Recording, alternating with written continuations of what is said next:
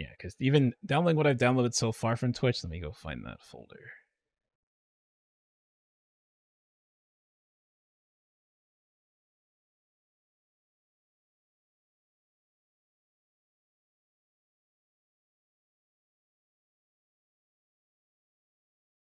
Yeah, this is 1.63 terabytes, and I'm not done.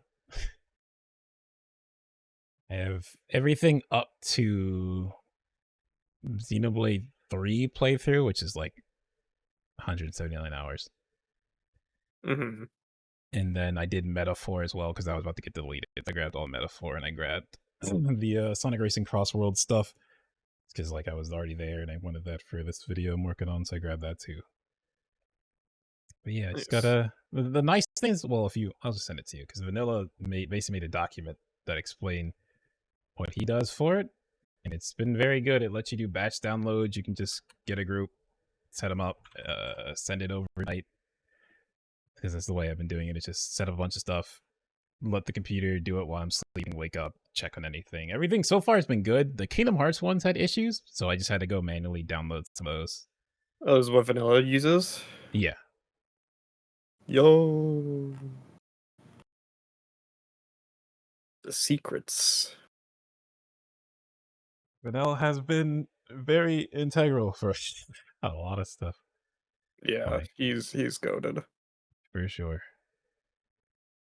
Dude, the video you guys just put out, the console one, that was so funny. Yeah, it's like I thought it was already a good discussion, and his edits on that are so good.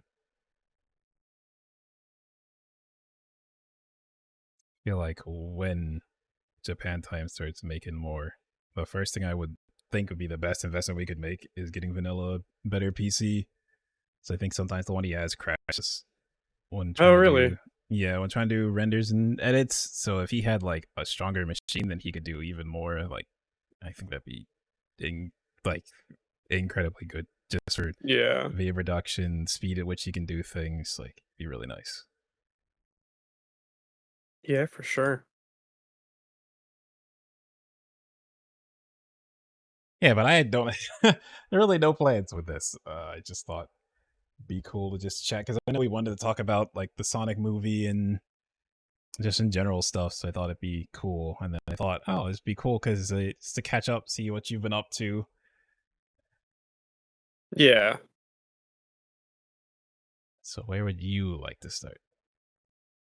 We're not recording this, are we? We're just talking. Uh I mean, it's either I am recording it, but we don't have to upload it. It's just I Okay. thought just in case we Yeah, I just wondering want if you to. wanted to like do like an intro or something.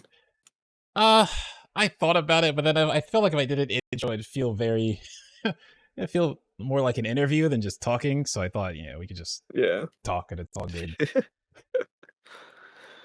So what are the topics? What are we talking about? Let's just start with the Sonic movie, Sonic Movie 3. Yeah, Sonic movie. Um, so have we talked about the other two before? I actually don't know. Maybe in passing. I don't think we ever like focused and talked on about them. Oh, okay. I guess we could start with like general impressions of the trilogy, Hmm. just because like yeah, if we haven't talked about it or if we don't remember, probably good to get through that at Yeah. least. Um, so as far as the Sonic movies go, I think overall they're fine. Hmm. I think they're fine movies. Uh, what I talk about a lot, and one thing I appreciate about them is they're kind of like Marvel movies that like little kids can enjoy. Yeah, I've been seeing people post about that, like, "Oh, this is my Avengers with Sonic 3." Yeah, it's like it feels a lot like Marvel movies, but like obviously you're not gonna take like a 5-year-old to see like Winter Soldier or something. Yeah, But it's cool because like Marvel movies are fun, and it's cool to have like even more people uh have it be accessible to even more people, especially like younger people, especially because like young people don't really have a whole lot of like action series anymore. yeah, definitely not right now. and if they do exist, they're pretty tame. So to have like this series that is very action focused, and it's still like a comedy in a lot of ways, but there is like, there's a little bit of Dragon Ball in there. I think that's cool. Especially in movie 3, yeah. Yeah, especially in movie 3. So yeah, I think, I have nothing against these movies in terms of like existing.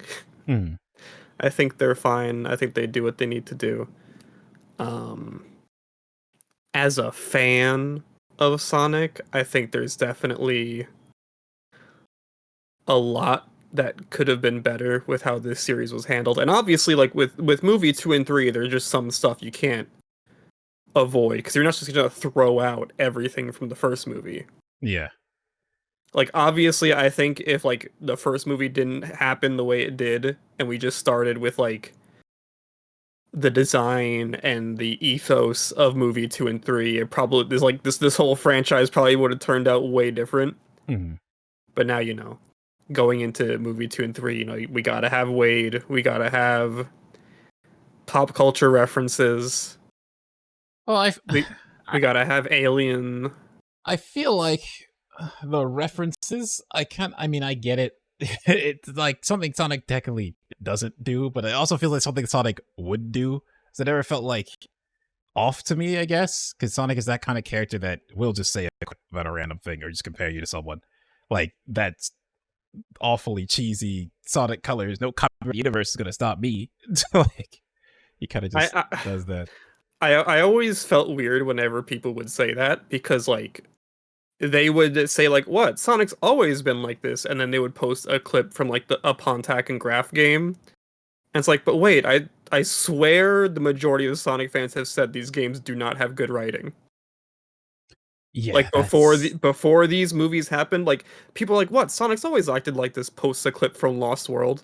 It's like, yeah. what? I thought like universally we didn't like how this game was like it's written. hard to read the fandom half the times because sometimes, right, they are like super, I don't know, it feels like a Sonic game comes out, especially the old days, Sonic game comes out, everyone trashes on it, instantly trashes on it. You go a few years later, what, that game was amazing. It's like, well, wait a minute, what are you talking, like Unleashed, when Unleashed came out, people hated it.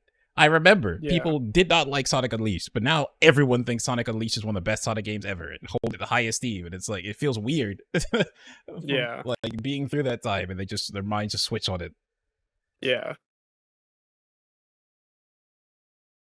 But for me, I feel like as the movies have kept progressing and the further we've gotten, like the further they've gone, the more they've been focused on like Sonic and his friends and less on the humans. They've been getting just better. And I think it's like that early Hollywood stuff, a lot of the video game movies were like, especially like you said, the early design of Sonic, where the studios felt like they knew best of how this character should look and how they should act, and then it just didn't work. But with Sonic, instead of just releasing it, they actually went back and fixed it. Yeah.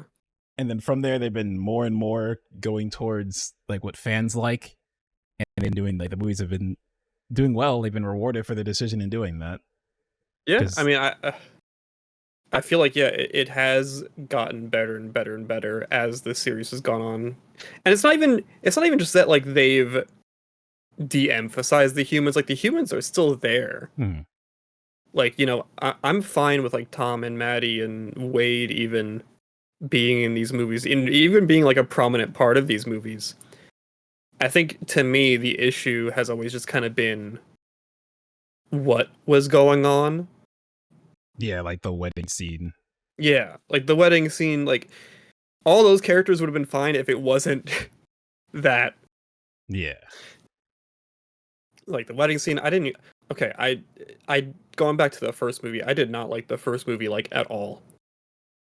No, actually, like, you just didn't like it at all. Like not even like a little bit. I've watched it twice and I do not like that movie. And I think a lot of it is because I really do not like Sonic in these movies. Like even now, even at movie 3, I do not like Sonic. What part don't you like? I'm actually curious. It's a lot of things. Obviously, the pop culture references are part of it. Mhm. Um, but also just like he feels uncool. And when I think of Sonic, I think Sonic is supposed to be cool. Yeah, no, that's Like that's that's very true. Yeah. it feels like he's getting scared too often, or like you know the moment like all the jokes he keeps doing where he's like, "Hey, there's no way this is gonna happen." Oh, that totally happened. Yeah. It's like Sonic should not be this incompetent at this point. I know every the thing everyone always says is just get he's growing up, just give him time. It's been 3 movies. Yeah. I mean, I definitely don't disagree, but like I think this discussion came up on the Japan time one time, and Tito was had the opinion. I mean, I don't even think he watched the movies, but he thought, oh, it's Sonic, so Sonic, it's Sonic, so Sonic should just be that guy and should do these things. And I'm like, well, no, movie Sonic has only fought Eggman twice. That's all he's done Yeah. compared to regular Sonic. So like, part of me gets why he's that way, but I also understand if like if you're already an established fan, having the character you really like be reset and now it's acting the way you feel doesn't fit the character, it can always be jarring. That was Like my thing with like movie one. Like I don't think I could go back to that movie after two and three. Honestly, it's not like I didn't like it at the time, but where two and three are and how the characters interact and stuff, and going back to just this Sonic, just learning about the world, it feels not as good as the other two movies at all now. no, it really doesn't. Like 2 was such a dramatic step up. And it still had some baggage. It still had a lot more baggage than I think this movie does. Just in terms of like the people and the Hollywoodness of it all. Mm-hmm. Like I know people really didn't like the dance scene in 2, even though people seem to love the dance scene in 3. Yeah, I didn't mind that at all. Like I thought it was funny enough. It's not like Sonic and Tails. I mean, as a dance battle, probably not. But it's not like these characters don't just do that, especially Sonic. Yeah. Sonic dances? It's true. Yeah, especially like Sonic Rush. Literally, the victory screen of Sonic Rush is him dancing. So Um that to me was like, I don't get why people hated it so much. For me in movie two, it's like, and because I like Tails so much as a character, Tails' reset hit a little harder looking back on movie two, because like every 2 seconds it's like, oh, Sonic is so amazing, of course you would do this, of course you would say this. It's like, okay, I get it, you're his fan. But I really like in movie three they're friends, I and I Tails will acts a little say like lonely. the way they handled Tails in movie 3 was like really good. Yeah. Like I feel like Tails is a very easy character to just kind of like shove to the sidelines. Hmm. But I feel like he got like a lot of really good moments in movie 3. Yeah, and moments that definitely feel like they fit what Tails would do. So like helping hack into the gun base, and then I mean spoilers, I guess. Helping hack into the gun base, and then Who are you not trying to spoil here? yeah, it's been a bit. It's fine. Who are you not trying to spoil We here? did say we're gonna talk about the movie, so I guess it's okay. And then that the final scene after they stop the Eclipse cannon, and Tails Knuckles throws Tails out, and he dives to save Sonic, and is like, even though he passes out, Knuckles helps them to like rescue, but it feels like a moment that like, Tails should do this, and not forces fucking panicking before Chaos Zero. I'll never let that go. No, he's great. He's great in the third movie. Um, love Knuckles. Knuckles is great in all the things he's been in. I feel like he's grown on me so much more. It's not like I didn't like him in movie two, but the Idris Elba performance in two felt almost off too. But the more I've heard it, the more it feels okay. No, this feels, I'm more used to this now. Yeah. I think it's also just because they got Tails' actual voice actress to play him in the movies. So Tails is literally just Tails, and you have to adjust to Yeah, like everybody that's a else. great part about it.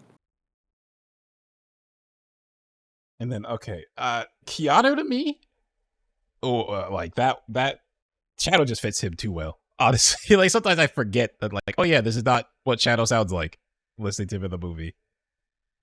I'm a little mixed. I'm a little mixed on Shadow. On Keanu as Shadow. In what ways? I feel like there were some line reads that it it didn't feel like he was acting, Mhm. you know? Yeah, Like, well, like, you know. uh, I don't know, I guess when people were talking about Keanu as Shadow and then when he got confirmed, I guess I was expecting him to, like, put on a voice. Oh, yeah, but it's just Like, his you voice. you remember that animation someone did that, like, kinda got the whole, like, train going on him being Shadow? No, I don't know if I've seen that.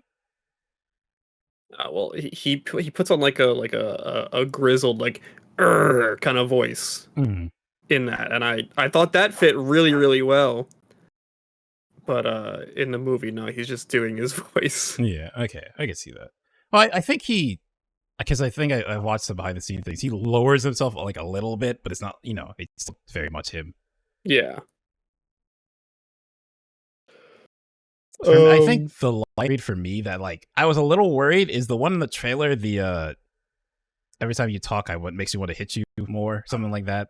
That I line to didn't me I felt didn't, off. But then I didn't like that I don't besides, like that line just in general. mhm. It feels so out of place. Yeah, Yeah, that but actually I is true. agree.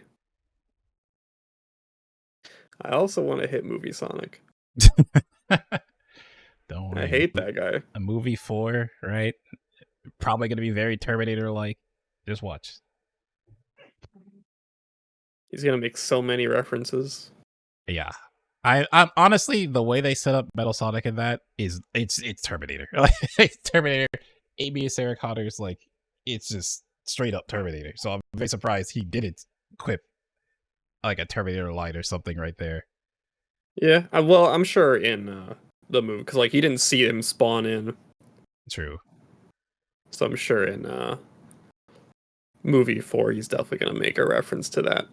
I guess since I brought it up, how do you feel about that reveal? Um, I mean, I think it's fine. I was kind of hoping Metal would have been the twist. Like, before we knew that Gerald was in the movie, Hmm.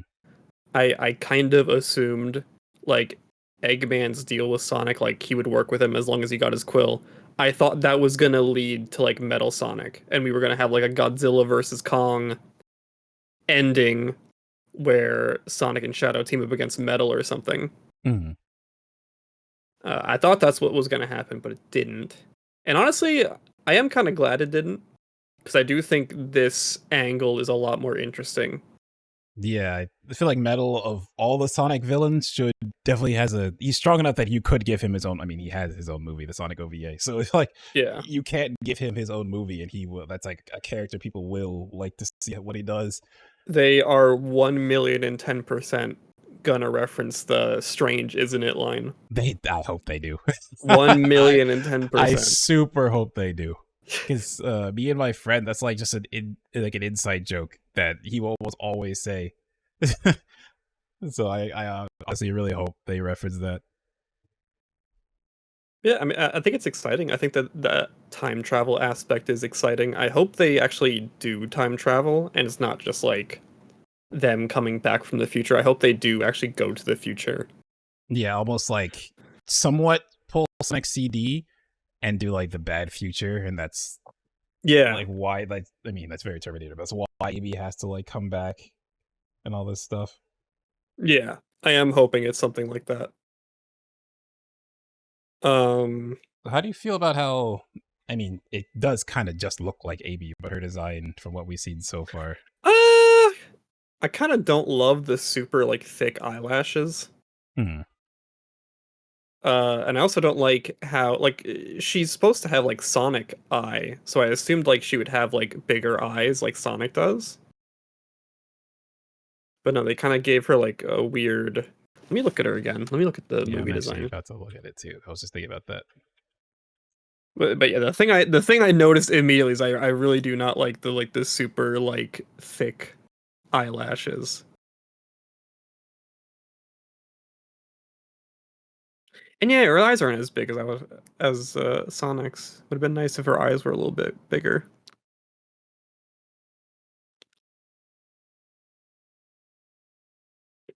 Or I suppose more Sonic shaped. Mm. Her hair tufts. I mean, they did the best they could. I feel like I get kind of why they went with this angle, because if they did the regular styles, it looks a lot like Tails. Like Amy's has always looked a lot like Tails, so this way differentiates her a little more. Yeah. I mean, yeah, she looks fine, and I'm sure her model's gonna get some touch-ups. Yeah, like Tails from the review. Tails got touch-ups, and Shadow got touch-ups. Like, I'm sure her model's gonna get touch-ups for the next movie. Curious, like I think a cool thing that they've done with these movies is they're like shoes for every single character. Their shoes are like the fact they take their like design of their shoes from the games and like match it to like a real world shoe and just fit it. Like Knuckles has Timberlands, basically. Sonic has Pumas. Tails is kind of Converse, but not really. And I always thought Amy, like high top Converse, would match the way her boots normally are. I have no idea. I didn't even realize that they did that. I overthink all this shit. But,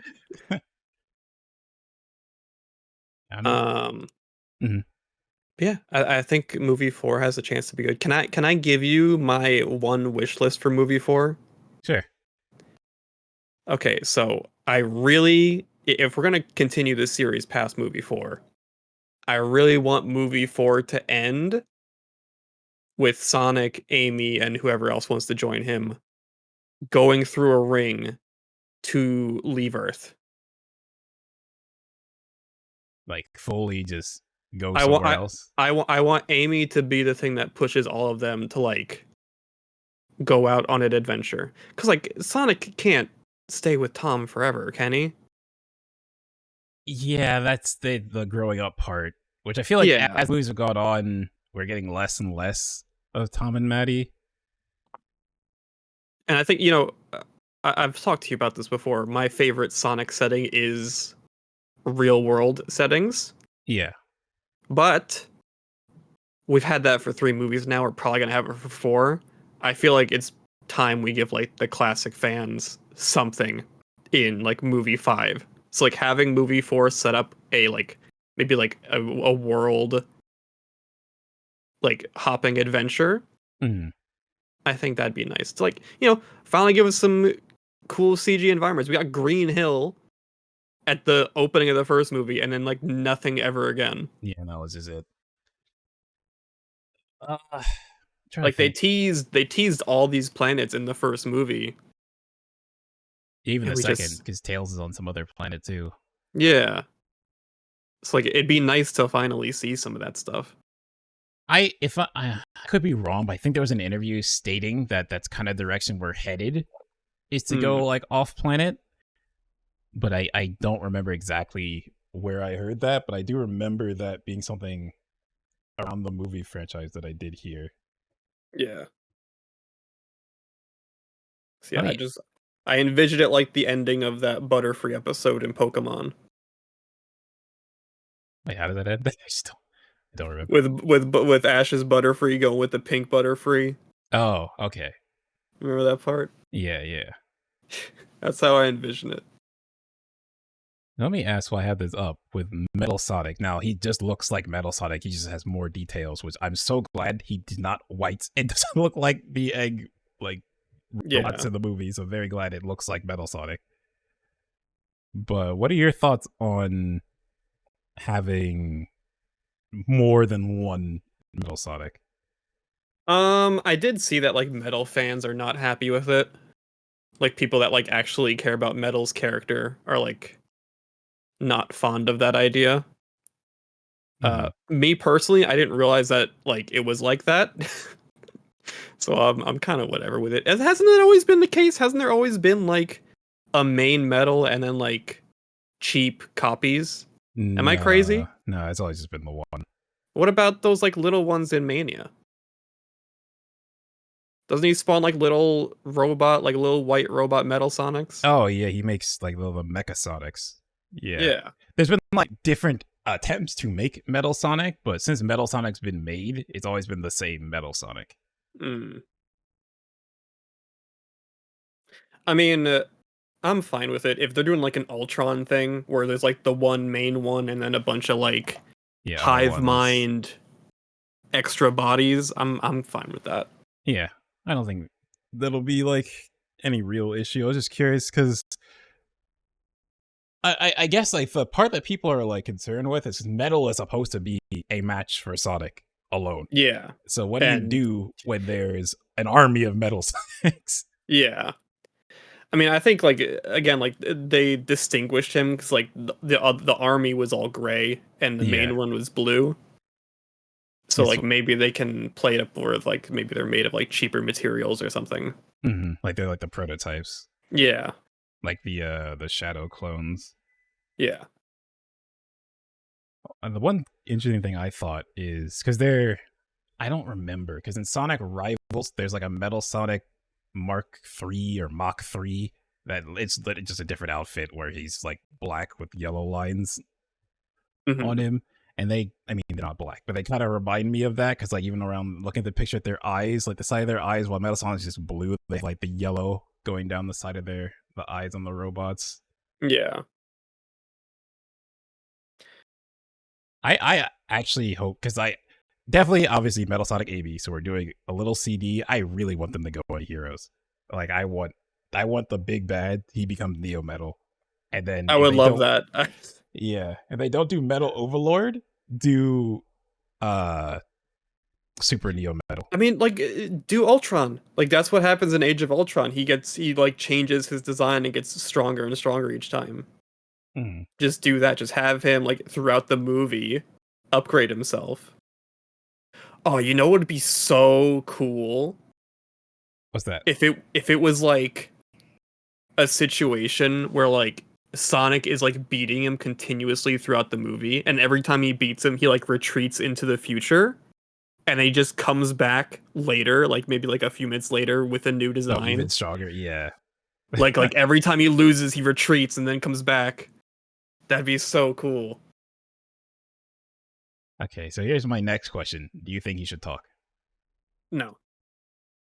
Well, hmm. I kind of want him to. Maybe not at first. They want to go like full classic Metal Sonic because old the original Metal doesn't talk. But like if we're going towards Neo Metal, then he should start talking. I think I'd be okay with him talking, just not a lot. Yeah, not like the Sonic Prime. What was that? Chaos Sonic. It was called, Yeah, right? no, don't please don't do that. Yeah, But yeah, which I, if you want to give him like a couple like lines, like maybe like 3 lines or so, or even like one. Like if they want to do like a Sonic OVA where they only gets like one line, I'd be cool with that. because Yeah, even I don't no think he needs to worries. I don't think he needs to stay silent the whole movie. Yeah, I get that some people prefer that. Even like we're talking about the Legend of Zelda movie, and people want Link silent. But to me, it's like it. I get for some movies it works, like Wally or those. But I always, I guess I play a lot of mobile games where the main protagonist is silent and he's just people around him who talk. So I just prefer like just let the character talk because sometimes it's just like sad when the main character doesn't say anything. So you really don't get their perspective that much. You just kind of get it tangentially to the people they're associated with. And obviously, it's not a main Mm. character. I would say Uh, one thing I did like from looking at that final reveal a bunch of times, like the expression you get just from his eyes is like really good. yeah. It's like when Sonic was clipping at the way he looks, like, yeah, you got some details wrong. His eyes like narrow, and you can see that he's just angry at hearing that. Yeah, that's why I kind of don't want him to speak for like a little bit at least. Like for the majority of the movie, I'd prefer if like he emoted with like his eyes or his body. Mm. And then even like because the screenshot is like the one where he looks at Sonic with the other metals walking behind him because he was like looking sideways and then turns to Sonic when that happens. Like that, like you could feel like nothing said, but you could feel the cockiness Yeah. in him doing that. I guess it all depends on how they want to use him in the story too. Like obviously if he's the main antagonist, they might want to have him talk more. Yeah. But if like they're bringing back Eggman, which I think like bringing him back as like bad future Eggman, that's probably the best way you could do it. So like his sacrifice isn't just like trampled over. They do like a Thanos where it's just an alternate timeline version of Eggman. Not Eggman, Nega. Is that what that is? No, I mean, at first you're led to believe that in Rush, but then it's revealed then Rivals that no, he's actually the descendant of Eggman who went to the Rush dimension somehow. Uh-huh. You know, Sonic lore is all over the place. Yeah. There was a cool, not even a theory, there was an idea that the creator of Blaze had, because, you know, from Sonic to 06, she's entirely different, pretty much. So the way he envisioned it was that 06 is technically her origin, that she was there with Silver, and she does the sacrifice to, like, remove Iblis, and then from that sacrifice, it put her in the Rush dimension without her memories. It's like an idea he had, and it's like, okay, that actually sounds really cool. And then that also links, because Rush and 06 came out very close to each other, so then it like links those two together in some way, besides just Blazes in both. So I know we're like not even really talking about the third movie right now, but like since we're still on the topic of the post-credits scene, we'll backtrack to the third movie in a bit. But if we are like after movie 4, yeah, if we are going like off-world or whatever, or even if we aren't, what do you think is like the next phase? The next thing, because I feel like we're kind of running out of like iconic things to pull from. Because they want to just take more stuff. Honestly, it's probably not gonna happen. Do Infinite and actually do him justice. Because like, I think that character's design and everything around him, it should have been a much cooler character, 110%. But his story in Forces is so bad. His origin is so stupid that it just brings the character down by so much. I think that, or, I mean, they're doing Metal, so maybe they won't do this, but if we go to Emerald and do, like, Sonic Battle, I don't know, I'm just picking characters I like that I would like to see in movies. I guess, like, also, for me, I think after 3 movies of having characters that are just like, I'm Sonic, but stronger. Mm-hmm. I think maybe it'd be cool if, like, to not do Infinite or Emerald. Okay. I think it'd be cool to maybe do something like, oh god, what if we do the Deadly Six for going off-world? Have them be like aliens that are like terrorizing planets. Oh no, is that why they put Zaz in Crossworlds? Because they got asked about them, so they're making them relevant again. I mean, you're not wrong. It would be something else, like different, and they keep putting them in everything. So, you know, there is some payoff to be had there finally. I'm just thinking, you know, like how many times can we fight Eggman? Like, come on. Oh, you know what? If we don't leave the planet, do Chaos. Honestly, it feels like that was a character that needed, would be good. Like, he just needed a big budget for how Chaos is, and now these movies are making enough money that maybe they could do that. Like, honestly, backtracking to Chaos, even though, like, you know, Shadow and them are there, would still be really cool. Yeah.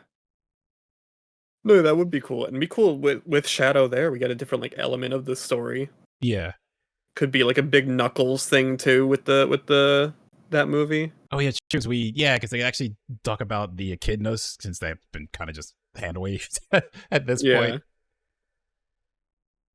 So yeah, to get some Knuckles stuff, that'd be cool.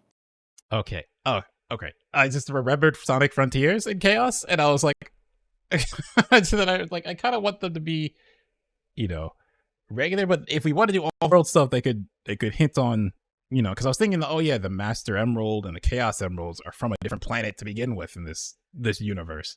So like chaos could be on some other planet, and then that made me think, oh right, the aliens that are like the predecessor to chaos. The Sonic games are from some other planet. Yeah, it's true. I don't know. I do feel like I said the Zeddy. I don't know if that's a good idea. I think that'd be a good idea if people actually like those characters. Yeah, they kind I think of. that's a fun idea to have like this like group of like aliens terrorizing like a whole bunch of different planets. It would make more sense than just like having Eggman be the villain for that kind of story. Like having Yeah, like multiple of them, so like every planet they go to is ruled by a different Zeddy or something, or being terrorized by a different Zeddy, or even like groups of them. I feel like that would make sense, but I know people I thought don't of like them. I think, unless I'm wrong, because I might be wrong. I thought they had some tie to the metal virus storyline in the comics. They might have just been the story right before that, and I'm misremembering. Hmm. But doing something like that, like do something to up the stakes for them. I think the Zeddy alone are kind of lame. Yeah, But I think if you do something around them or have them be orchestrating something, and you have to take them down to prevent to stop the other thing, then I think that can work. yeah, yeah. I don't know. I feel like in terms of like the public, the general public, I feel like we're running out of stuff that people like know and care about. Yeah, Like they gotta like pull new stuff. Infinite will not put butts in seats. And I feel like honestly Metal Sonic's kind of pushing it. I think Amy helps. Yeah, I think the fact they're doing both is gonna help a lot. Yeah. Like I Shadow I think was the peak. Honestly, I would not be surprised if movie 4 like performs worse than movie 3. I could see that, but I think just on how good movie 3 was compared, like the progression, I think enough people will go and see it's like, oh, that series has been pretty okay, let me go check it out again, or oh, Maybe. I've been really enjoying it, I'll at least go check it out. But yeah, I think the whole year of Shadow and all that lead up They got to really put helped Shadow a in the lot. trailers. Yeah. He's got to be there. We need those tickets. Well, I mean, I guess I'm just biased. I really like Metal Sonic. I feel like Metal Yeah, Sonic Metal could. Sonic is cool. I just feel like people. Yeah, people really like Shadow. Yeah, Like Shadow is the best guy, the best one. Cross World lobbies are just Sonic and Shadow half the time. Yep. So I guess like now we can backtrack a little bit to the actual movie Mhm. since we kind of skipped right to the post credits. Um, I guess what do you think overall of the third movie? Oh, I loved it. But I'm biased. So just the fact that like I've been saying, they've been leaning way more into the game stuff. But not just doing that, like music, there's live and learn motif is all throughout the movie. They had Johnny come in and sing part of it when they finally both Yeah, turned super. I got something to say about that. Actually getting Super Sonic versus Super Shadow, which hasn't actually happened. And it's crazy to think that's just never happened. Uh-huh. So I actually get to see that. And then the scale where it's literally a Dragon Ball Z fight.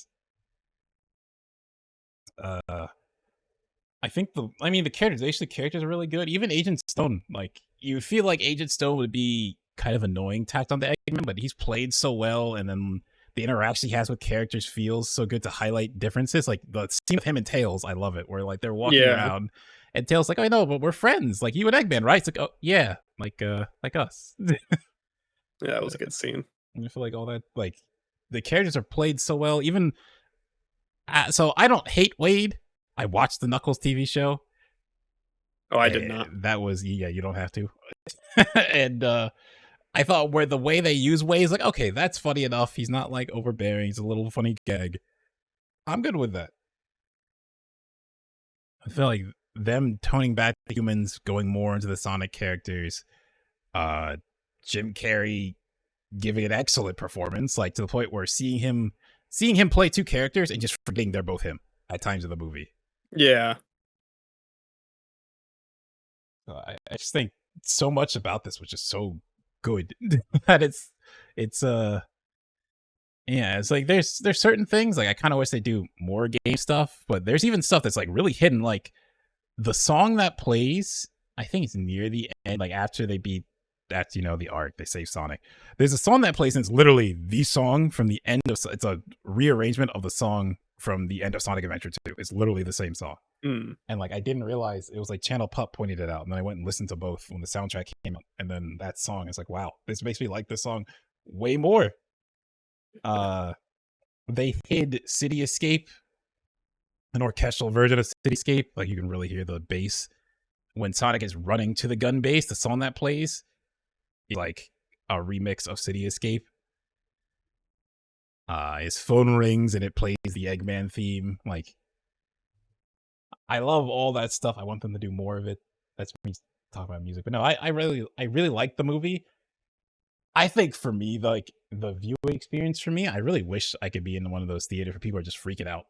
Because like for me, I could watch it and my friends watch it too, but they're not as into Sonic as I am. And then like I'm getting excited, but there's like a bunch of kids and parents, and I don't want to like start freaking. Like I am getting excited. Yeah. I'm not trying to like be too loud and like distract from the kids who are enjoying the movie. And then definitely some people I noticed like at the end, especially people who stayed, who like, okay, these are Sonic fans. They're talking about metal and 80, like, oh, maybe we'll get silver and all this stuff. I was like, okay. But no, yeah. I super like it, but I'm generally easy to please with movies, unless a movie is just absolutely awful. I'll probably find some enjoyment out of it. And then especially when it's Sonic related, then there's like every little.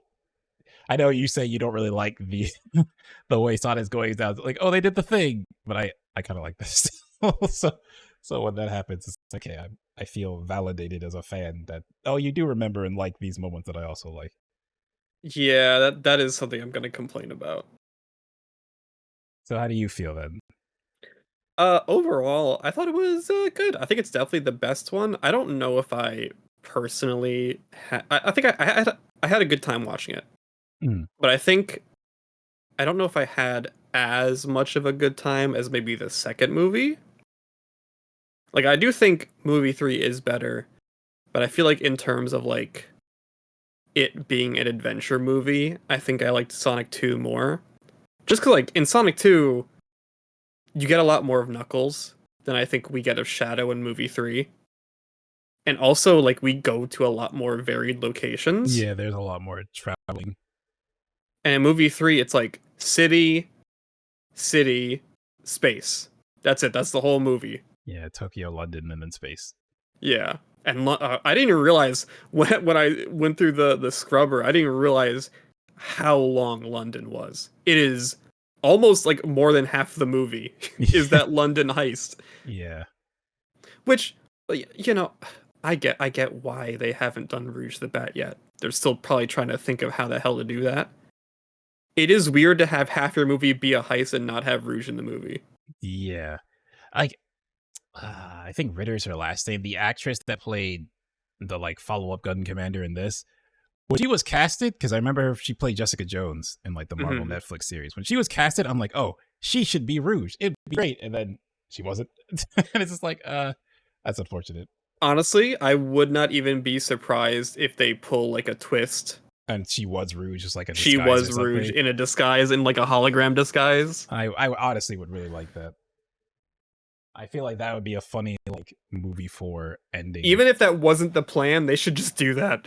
Yeah.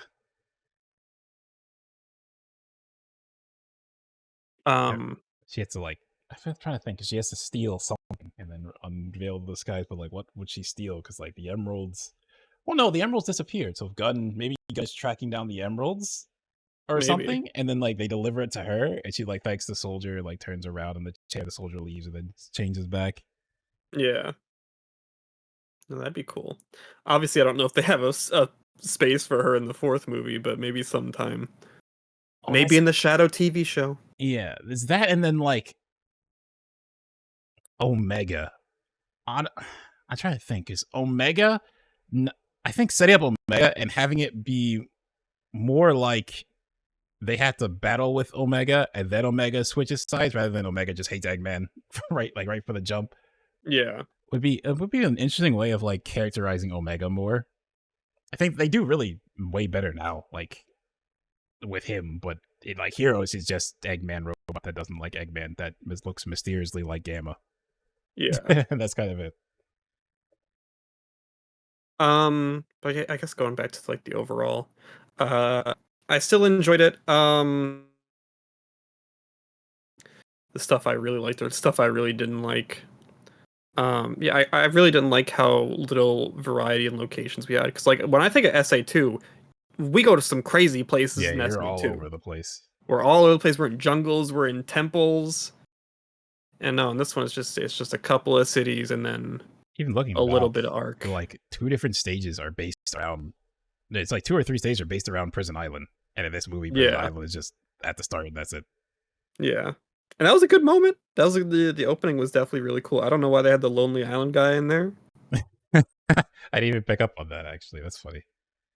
It made me think like this movie was gonna be not as serious Hmm. as I would have liked, and it wasn't. But it wasn't like as comedic as I thought it was gonna be from seeing the Lonely Island guy. They made it Um, decently serious. I mean, as much as they could. it's Obviously, like decently serious. Maria doesn't get straight up shot, but she still That dies. that's something I don't like about what this movie did is I feel like, it took all of like the destruction of SA2 and instead of making them like really intentional acts done Oh, it by made them evil people, accidental. they're all accidents. The moon, Maria getting killed, it's all accidents. That's you know what? That's a good point. I didn't think about with the moon that it was just accidental instead of like Yeah. as like a gag instead of Eggman just showing the power of the cannon. Yeah. So I didn't love that. It felt like we were just kind of like pulling our punches there a little bit. And they didn't even really like show Maria post death. Like there's no like scene of like maybe like her going limp or something. They don't even like really show her Yeah, she face. doesn't have like final words for Shadow or anything.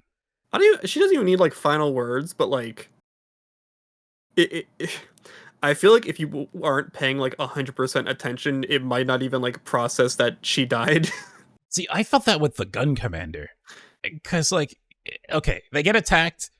He just, like, says some things. Oh, go check this location. And then just stops talking. And it feels like, wait a minute. Like, this is the gun commander. We're not going to do anything else with him. I mean, Tom impersonates him later. But Yeah. for all we know, he's dead. But it's just, like, really weird to just kill off the gun commander in such a way. Honestly, I'm okay with it. I did not like his character at all. When I saw him in the trailer, I'm like, oh my god, he's back. I He's felt not like like this was the time to really humanize him, to characterize him. Like, this is literally his story. Is Sonic Adventure 2 no, being there with when Maria died and all this stuff. I don't care what they could do with him. Like the performance that the actor gives is just not good. That's tragic. I really don't like it. I felt like, especially post the Shadow Generations Dark Beginnings, is like some of the best characterizations the Gun Commander has ever had in any Sonic media. And now he's just like, yeah, he's dead. Like, oh, well, okay. We'll get a new one. Don't worry. Probably. You gotta do. Oh, that's something I'm glad they did, because like Gun isn't really a villain at all in this. like you're saying, everything's accidental, so they're never really portrayed. Yeah, which is a little as weird. A villain. And then so we don't get the gun truck, which honestly I kind of hope Metal Sonic jacks like an 18-wheeler and tries to run someone down with it. So we get that scene. Speaking of Gun not being evil, can I say something? What's up? Sonic threatening someone with handcuffs sucks. That really sucks. What, really? Yeah. No, because Sonic's whole thing is like he believes he's all about freedom. He's a free spirit. He doesn't ever want to be like in a cage or like tied down. Why would that guy threaten someone who he doesn't really know? He doesn't even know what he did with handcuffs. I don't like that. Yeah, I guess that's a fair point. I guess I never really thought about it that way. I was trying to think, because they wanted to detain him to try to talk to him. Oh, how else? Was always my thought of how else would they even do that? I I thought mean, Tails has made he something pulled out that those they. handcuffs quick. I mean, just Tails made them. It's like, oh yeah, use these. I'm fine with Tails making them. I'm even fine with like Sonic like trying to support Tails and making them, but like it's weird that there was never like a moment where like maybe he regretted Or even even doing that. he questioned that he made specifically handcuffs or something. Yeah. It's weird that the movie doesn't seem to acknowledge that that was a weird thing for Sonic to do. Because I think it is a weird thing for Sonic to do. Yeah, you do make a fair point. I really thought about it that way.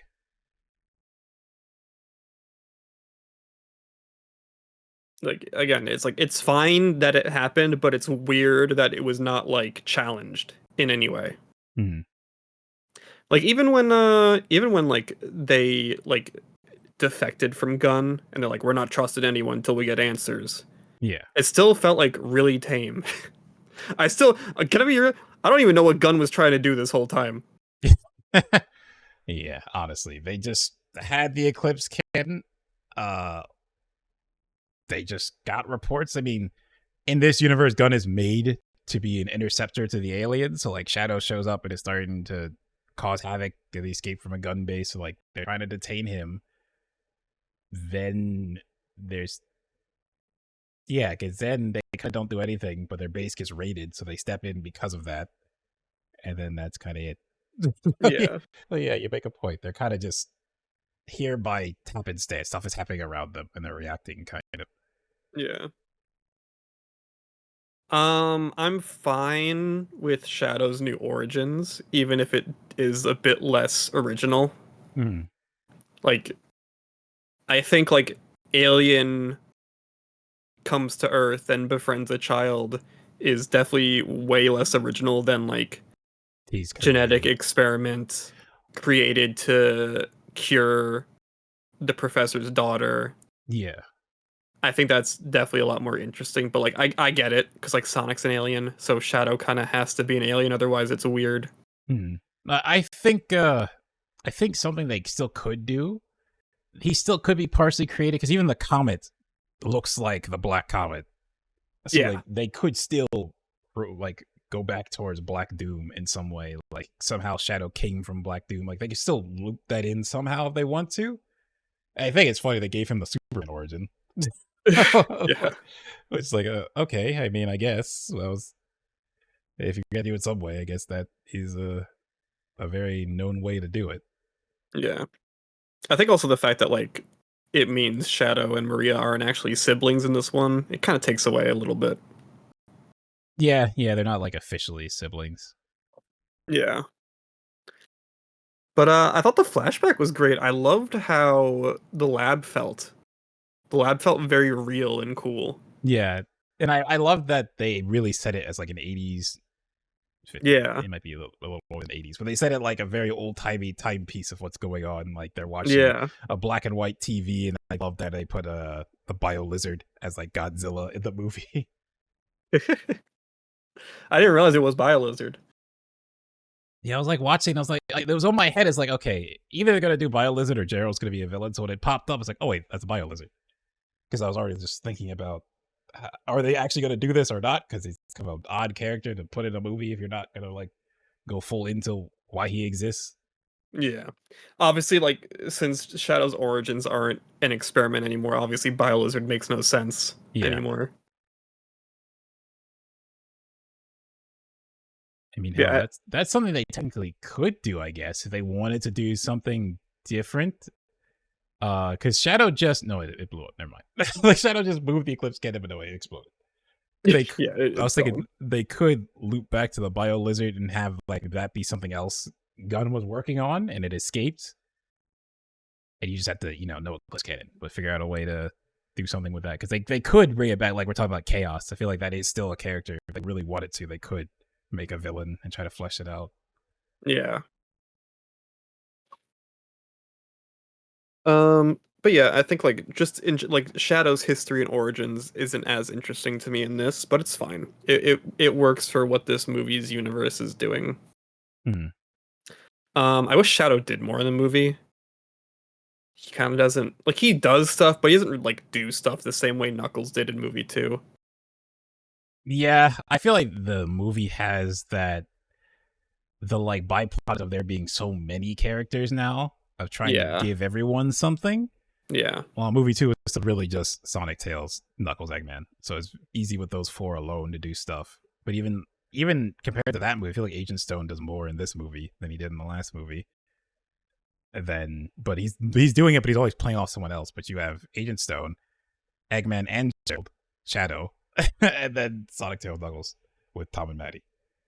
So it's just like so many characters that have to do something. yeah, And so I was feeling until like the big payoff moment for Tails and Knuckles, it felt like up to that moment they really didn't do that much. Like they're around, they're trying to help, but it feels like the era of Sonic games from Hero or after Heroes to the Frontier DLC where it is just Sonic and only Sonic. yeah. No, yeah, I get that too. That he did like leave them behind a bunch. Which I thought that was actually a good characterization for him because if they're trying to like build him up, that is like not even go full dark, right? But that is something that games basically never do, but other media will do with Sonic is have this moment where he has to second guess himself or he's like so angry that he's starting to take the wrong choice, but he comes back at the end. Because I feel like it's always such a good lesson to learn. And for like good lesson for kids, I feel like it's a good Hmm. lesson just to remember. But the Sonic games like almost never touch on it, like ever. Yeah, As Frontiers is not really, but close because he's taking on all the corruption onto himself because he feels like he wants to help his friends, and Sonic is going to do anything he can to help his friends, and then almost fails because he's trying to do it alone until they step in to help him. But it's a Sonic game, so they don't really expand on that at all. You just gotta dig in to get that information. yeah. What else happened? I feel like the action. I'm mixed on the action in the movie. I feel like sometimes the animation doesn't hit as hard as it should. Like I rewatched the movie recently, and like the whole Mhm. prison island thing, none of those punches or kicks had impact. Yeah, I feel like that's always the issue doing the like Roger Rabbit 3D animated characters with real humans is Well, especially when they have also to interact. even like the first fight scene where Shadow's taking out Team Sonic, Mm. even those moments like the hits did not have as much impact as I would have liked. That one I'm surprised by because like when he first hits Knuckles, he literally launches launches him across into uh what was it? I think it was just a stand or something, but I think it was a new stand. He gets launched into it and like crumbles and stuff, and they have to go help him up. Yeah, I don't know. Just for me, it looked a little like floaty. And Yeah, no, also, that is true. I don't know if you've noticed this, but I see it every time and it bugs me. These characters can't make an O shape with their mouth. No, you're right. Anytime they make an ooh sound, their mouth just kind of like flaps open. They don't like pucker their lips at all. Actually, yeah, I never really thought about that, but I'm thinking through it. It's like, yeah, I've never seen them do that. But then Yeah, it bugs the heck out of me every uh, time. I'm trying to think why. I guess that hits Uncanny Valley, or the models just don't look right doing it, so they just avoid it or something. Maybe I was thinking that like maybe the models just look weird. But the models look weird a lot of times anyway, especially like when they're making like the when Sonic makes that like earnest face with like his eyebrows like uh like raised up Mhm. and his eyelids lowered. It looks so weird. I don't remember Sonic looking this weird in like I feel like he looks weirder every movie. Like Like, they're adding too much detail to him.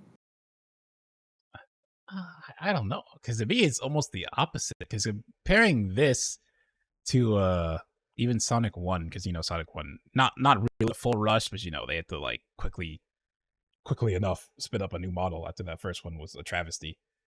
But looking at him now compared to like Sonic One Sonic, he looks way better to me. Really. Yeah, trying to get some pictures to get like a side by side.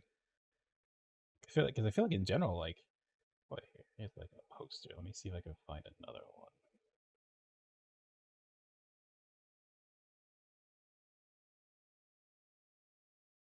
Yeah, okay. So give me a second. I'll screen share this so you can see what I'm talking about.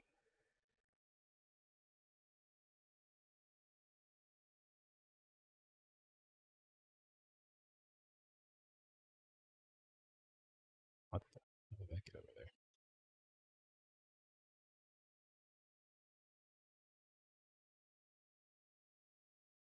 Hey, I thought this would be much faster, and it is messing up just a little bit, but I got it now. There we go.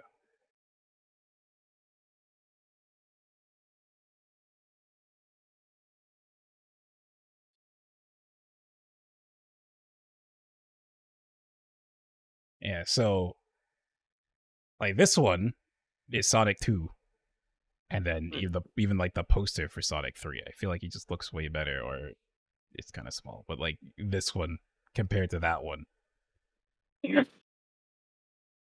Well, I feel like Right. the one on the right doesn't count because it's renders. It's not like the actual in movie appearance. Because like with the renders, they can make him like look a lot more polished. Mhm. I mean, that's a very Like, high look at that face. freak. He looks so weird. Oh man, there's Sonic 1. Yeah, especially compared to Sonic 1, I feel like he just looks better. I feel like as they've kept doing this model, I mean, I feel like he looks fine here, but as they kept doing the model, I keep feeling like he's been looking better and better in the newer ones. I don't know, something that still looks a little off about him. Is it potentially the fact the mouth is centered, because No, the actual Sonic model always forces it to the side? no, it's not the mouth at all.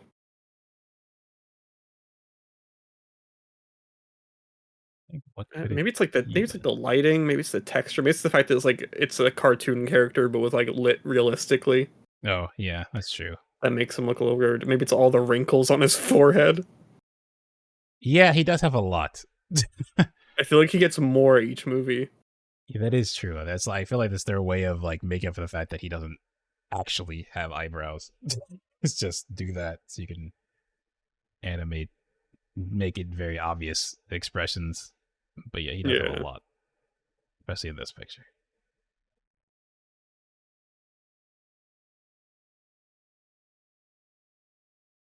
Definitely do make a good point. And I think him and Shadow look like kind of the same degree of weird sometimes. But like Knuckles and Tails look fine, so I don't know. Well, I feel I like know also with Sonic and Shadow, they have to do the change way more about them, because they just the simple fact of just changing their the eyes. Unai, yeah. Yes. The Unai change, yeah. Yeah, so much about their face has to change to make that not feel weird. Whereas like Knuckles and Tails just like look, Yeah, they just get to look the same because they always have yeah. this kind of look. Like even to the point, if you Shadow's not as obvious; he's always scowling. But it's funny that it's Sonic. You can see that there's a little patch in between his eyes that is a different color to try to match Yeah. the Unai look. That was like, why did they even bother doing that?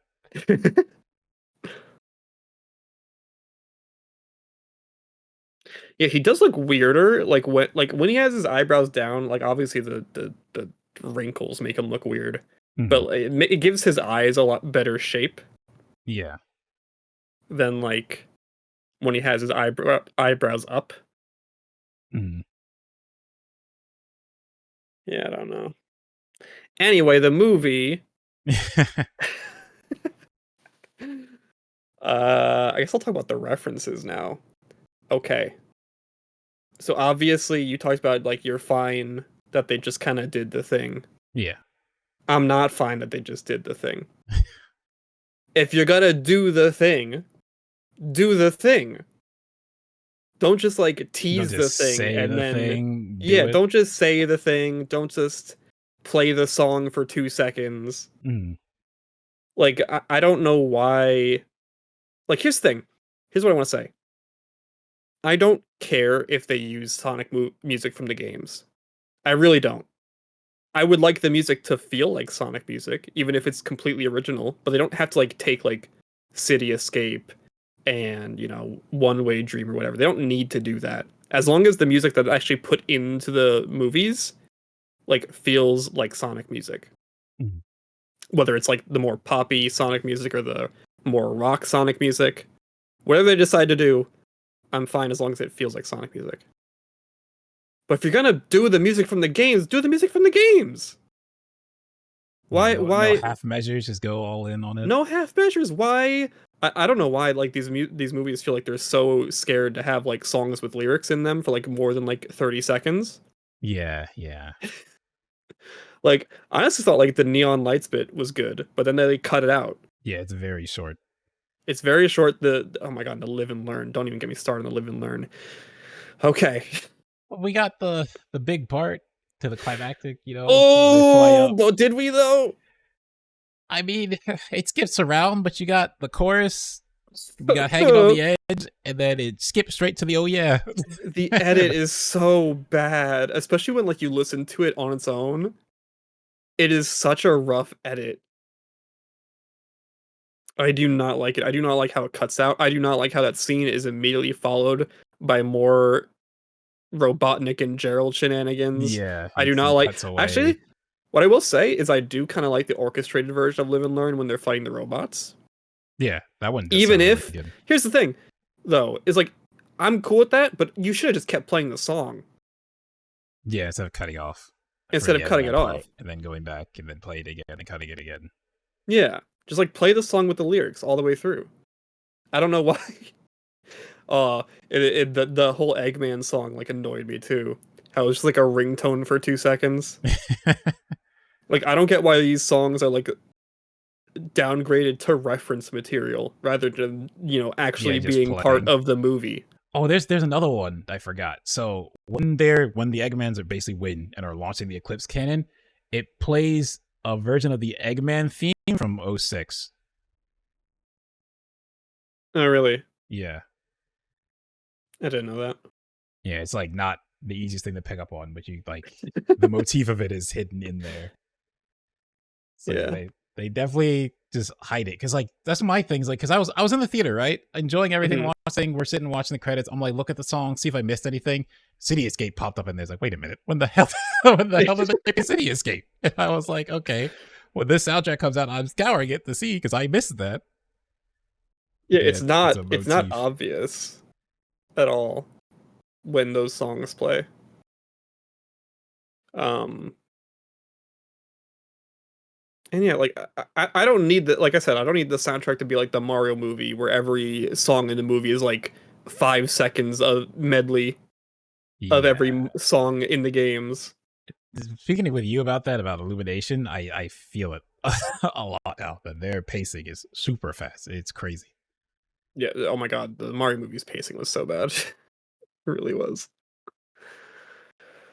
Um yeah, just the references like especially with Live and Learn, like the whole movie is like, "Oh, live and learn. Oh, we're doing Live and Learn. It's going to happen." Yeah, And then they like do the it a scene lot. finally happens and it's like 2 seconds. I don't understand. Like okay, here's my problem and I want to bring up Last of Us. Have you seen the Last of Us show? Not the show, no. I've seen the game.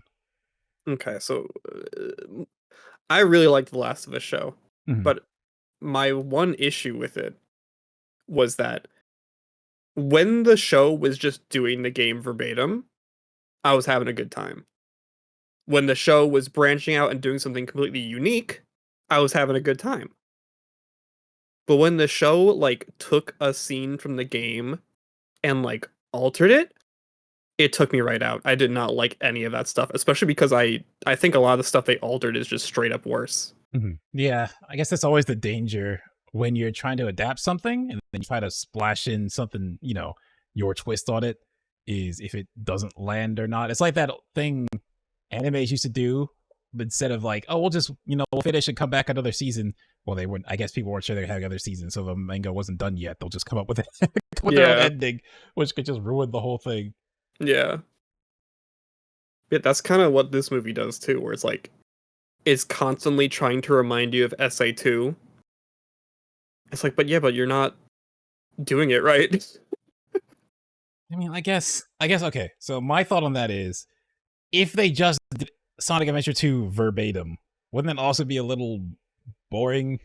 Well, I'm not saying they should do SA2 verbatim. Are you saying the parts they took from SA2 just do it like SA2 would? Yeah. Okay. Like if you're gonna take a part from SA2, just do it like SA2. And then like if you want to do unique stuff, then just do unique stuff. Yeah, We don't I we get don't that. we don't need to change entire context of scenes.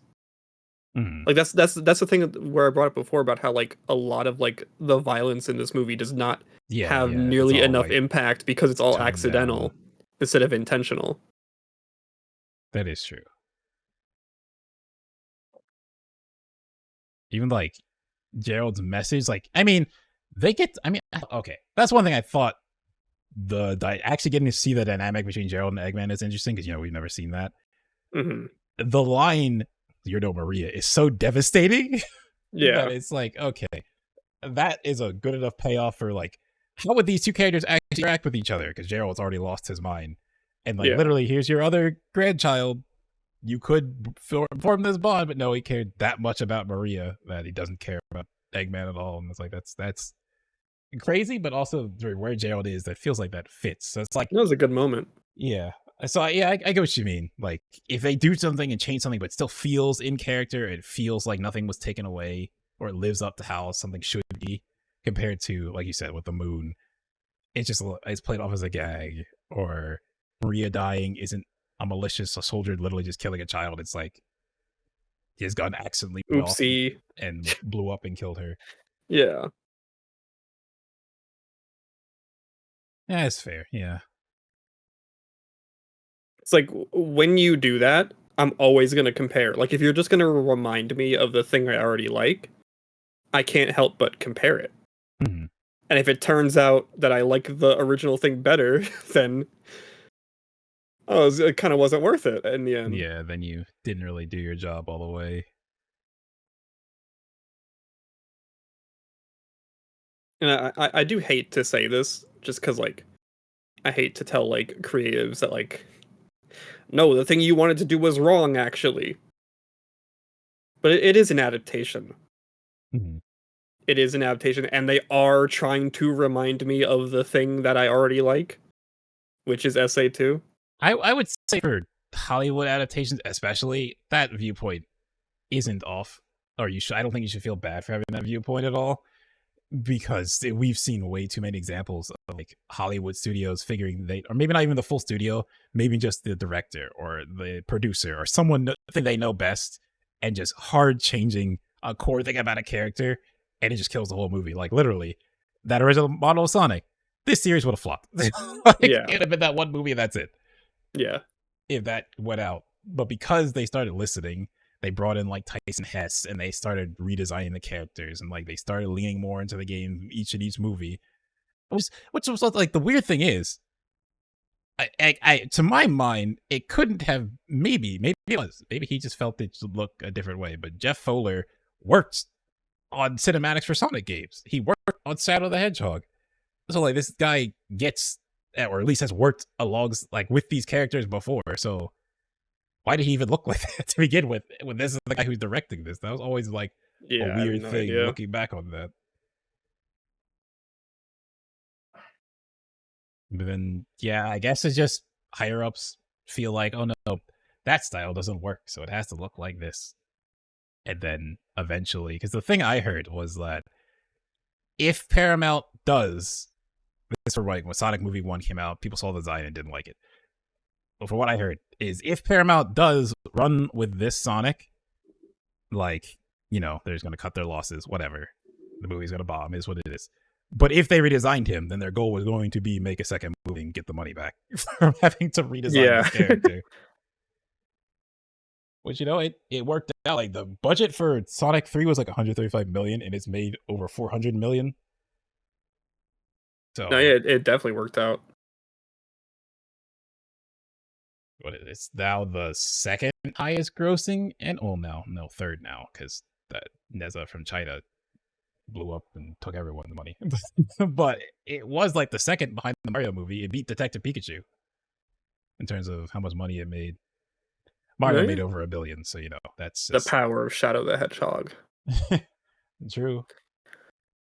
I guess to air one more grievance, and this is a very like it's a dumb thing. Like this is like the kind of thing that people will like clip out of context and post to Twitter and be like, "Look at what this guy said. Isn't this guy stupid?" Everyone compares the ending to like DBZ. Mm. You know what I think is really important to the feel of DBZ? What actually? Good screaming. Yeah, that is The pretty screaming iconic. in this movie was not good. Yeah. Ben Definitely Schwartz, not. Idris Elba, Shadow, Keanu Reeves, they did not scream their heart out. Or Yeah, if they're they definitely did, not it did not screaming sound good. actors. And they scream a lot. I swear to God, Idris did one scream and they just used it like 5 times throughout the movie. Yeah, the one where Shadow twists his wrist. He goes, "Oh." They use that for that. They use that for the ghosts, the Casper scene. Mm-hmm. They used it for another scene later in the movie. That is true. I didn't think, but that is like a part when hearing Ben Schwartz Sonic is like that. Those kind of parts don't hit as hard. But I guess I don't know how do you like. What do you even do about that? Is it like a voice direction thing? Maybe I don't it's know just what you not do about really. that. I think maybe like those just aren't the kind of people you want for that type of tone. Mm-hmm. Not to like. I know I made fun of the general's acting, but at the end of the day, it is like a director thing. Yeah, like voice direction, or maybe the director wanted it to sound a certain way. Yeah. No, but I get it. It makes sense. It's something that like I guess it's never a little Knuckles one stood out to me because it's just kind of it's in the trailer. You see it a bunch, but I haven't really thought too much when we with Ben Schwartz. I think certain emotion things I get it and I feel it, but I guess there is a part of me that feels when Sonic has to be super emotional over something, it sometimes doesn't hit as hard. No. No, it doesn't. I think his Tails ever even had to be emotional so far, and I think the answer is no. But Tails is literally it's Caroline. Nah, bro, If I'm saying Pavanka. her name wrong. What? Who? When he was about to get thrown into the fire, he had to yell Pavanka. When does that? Sonic movie 2. You don't remember Sonic movie 2? I don't. I'm the real Sonic fan. Bro, I don't remember. I'm the only real Sonic fan. Wonka he gets almost thrown into the fire. What? Because I was thinking back to movie 2, and it's like the most dramatic scene with Tails is after they escape in snowboarding section. He's unconscious. It was when they were in the tavern.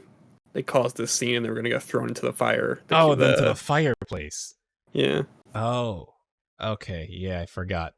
Completely forgot that. You said thrown into the fire. I'm thinking like a volcano in my head. I'm like, wait a minute. What did that happen? But then, yeah, you said Pavanka. It's like, okay, so it has to be when they're around that tavern, but like that was all snow. It's like,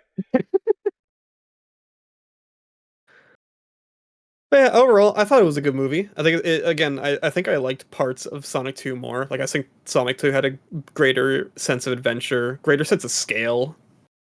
Like I know like we literally went to space in this movie and we had a DBZ fight, but I feel like the snowboarding scene and the scene with the maze near the end and then the whole big mech fight at the end, I thought that was a bit more grand overall. yeah. Especially because the scene in Sonic 3 where they fight is like not even long. It's like It's 30 not seconds. long. You're technically going to a lot of places, but they're going so fast that Yeah. it doesn't feel like you're actually in these places. You're kind of just zooming by. No, I get that because like part of me really wanted them to do City Escape, like just do it because like that's like Sonic Adventure 2. That's the opening to the game, so everyone who plays Sonic Adventure 2 experienced that. So the gun truck, snowboarding down a San Francisco street, like Yeah. I mean, I get why they kind of didn't for the story they wanted to tell because Gun's not really the villain, so it doesn't make sense for them to kidnap Sonic and him to escape. Yeah. I did like they tossed in the line, but switched it to the "we're out of here" instead of "I'm out of here." Yeah. Didn't love it. It did feel kind of forced, but I still like they did it because like he's saying like, "Yeah, we're out of here." And it's like, you volunteered to come here. It's not like they kidnapped you. Yeah. Yeah. So it did feel a little forced in the way he says it, but I did like it. Okay, I gotta ask, right? Okay. Surely you didn't mind the "gotta go fast." No, yeah, I didn't mind it. Okay, because I thought they were saying "gotta go fast." It's like, you got a catchphrase now, yeah, and everybody loves it. It's like, okay, that's kind of funny. No, yeah, that was fine. That was cute. It's just like a lot of my complaints. It's just like they did the thing, but they didn't stick the landing. That's kind of what it comes down to. It's like, yes, they did the thing, but I didn't feel it. It didn't feel like Yeah, they I did get it that. because that's what they wanted to do in the movie. It felt like they were doing it just because it's the reference. Mhm. That's kind of how I feel. But I think, overall, it was a fun movie. I watched it twice. I enjoyed it both times. I'll probably watch it again some point in the future. Yeah, I definitely want to watch it back again. Um, I feel like for me, it's like Sonic 2 and 3 can easily watch again. Like I said, I don't know if I can go with Sonic 1. I'm never watching that movie again. That's such a bad movie. Oh, speaking of Sonic 1, okay, Sonic 3 might actually be the best one of the three, like for sure, because of this reason alone. No Quicksilver scenes. Thank you. No, there's one. There is? Yeah, when Chris goes in. So after he gets through the barrier and gets into the gun base, when he's running through there, it's a Quicksilver scene. Everyone else is slow and he's fast.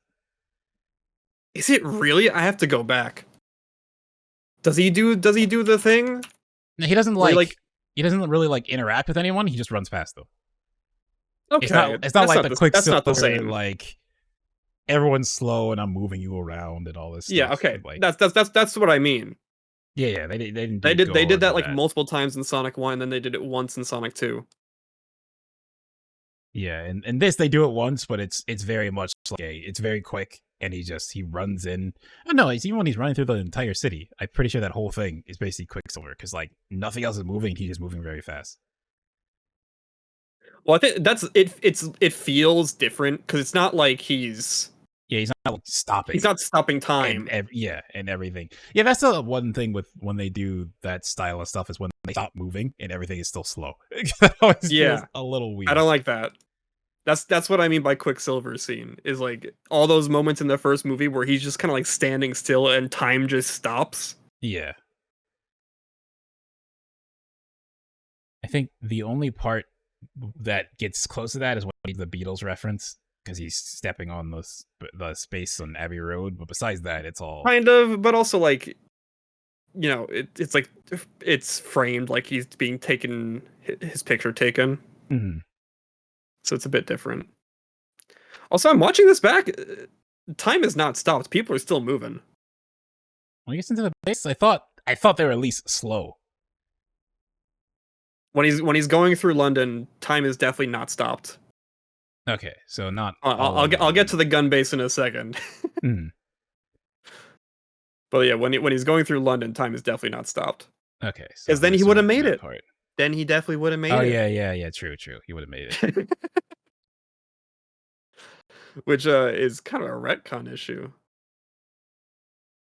Yeah, when you think about it, Sonic technically should. But it's that tension thing of like, it's just weird, I guess. Even with Quicksilver is so broken in those X-Men movies because literally, if he actually just starts running, where's the danger?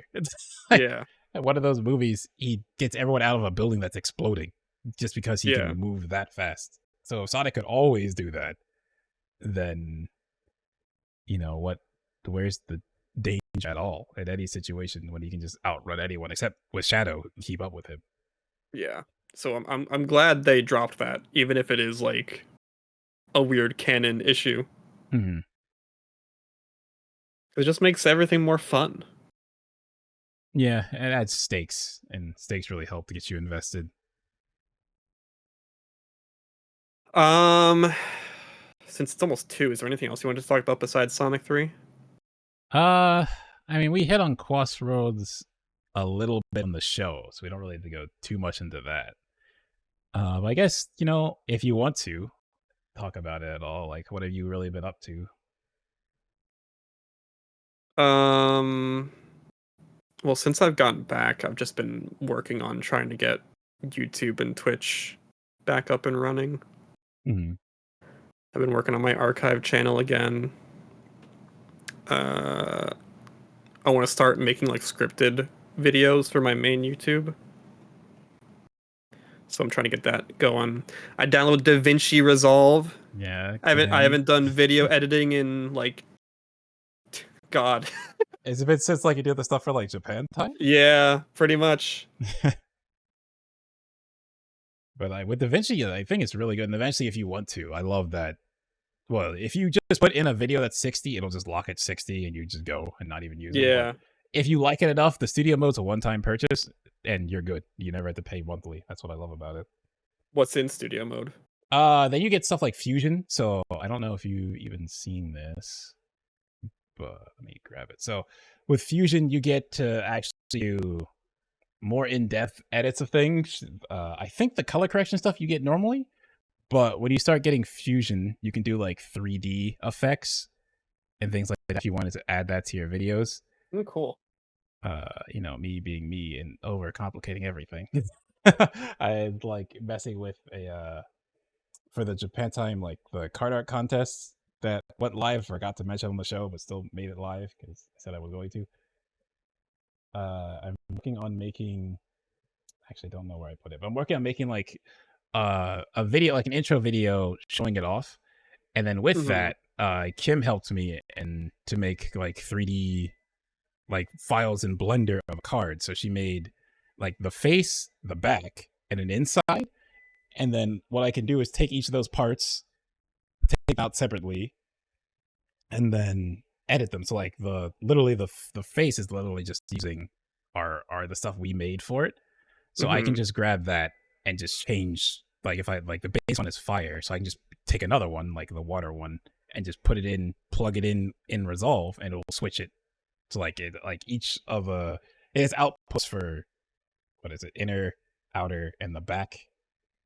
So I can just switch all those and the edge and switch those dynamically so I can do like a 3D effect and animation. I'm trying to find where I put this video. Because I made a video, a little quick video to showcase it, and I don't know what folder I put it in hindsight. So try to like locate it. Where did I put this? I thought I put it in like my pictures folder for Japan time stuff, but it's not there. So is it in my actual Japan time folder? But then where would I have put that? Oh. Okay, I found it. Sorry, I had a stall for a bit because I couldn't remember where I put this thing.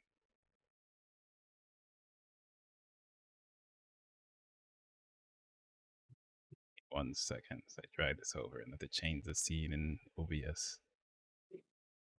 Okay, so very basic, but it just, it's in a 3D space. It flips over to the back.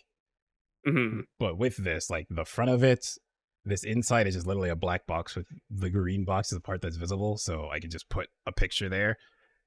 And then in animating it, and so I literally just have it spin around. This is not a 3D model. This is just like something done in DaVinci with like two textures. No, it is a 3D model. Oh, okay. Yeah. It's just you can import I forget what this thing is even called. This file type is called. But there's a file type you can export a scene from Blender. And then you can just put that scene verbatim in Resolve. And Really? you just need to match up the parts, and it'll just put the whole thing like. So if you here, put something in that green, like would it here, just you wouldn't have to like keyframe every single frame? No, if I put something there, it's good. Like literally, like let me go to the file where it actually sits so you can see this. Okay, just hold there.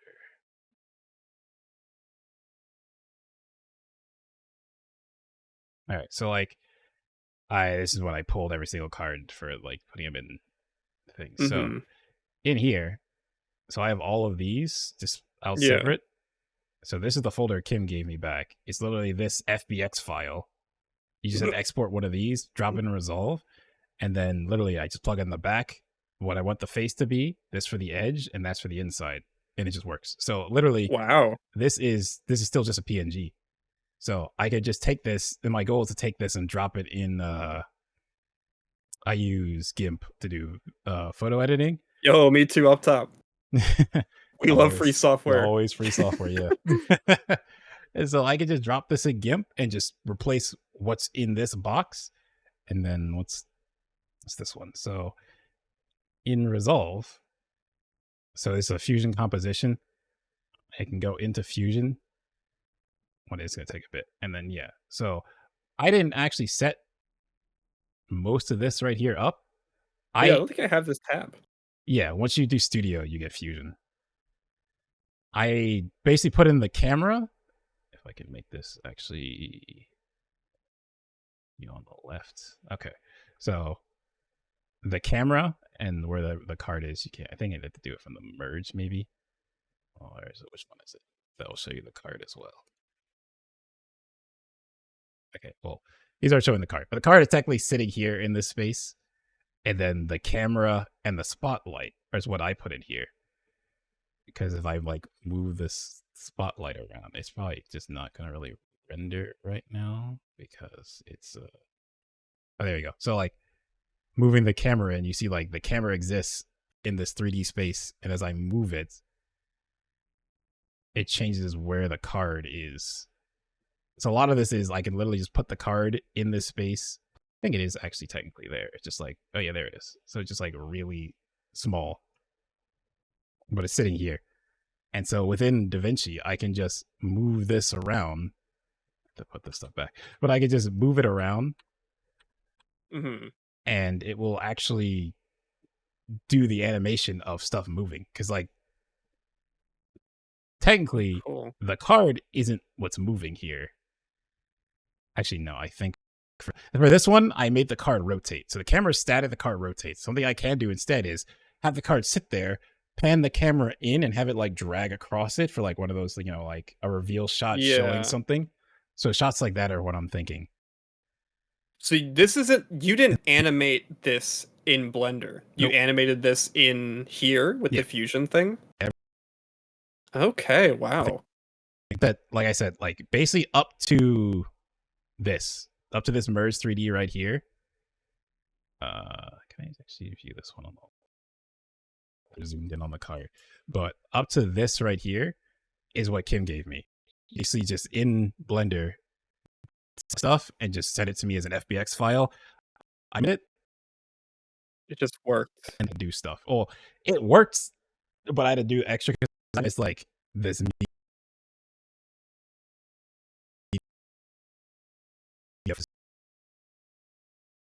If I want to, or the fronts.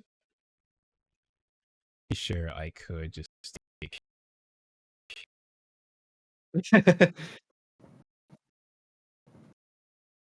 It's a 4K.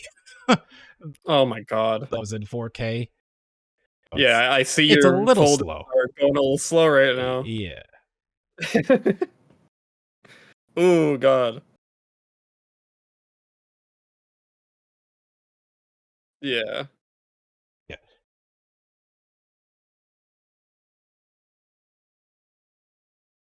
I want to go away now. There we go. So if I take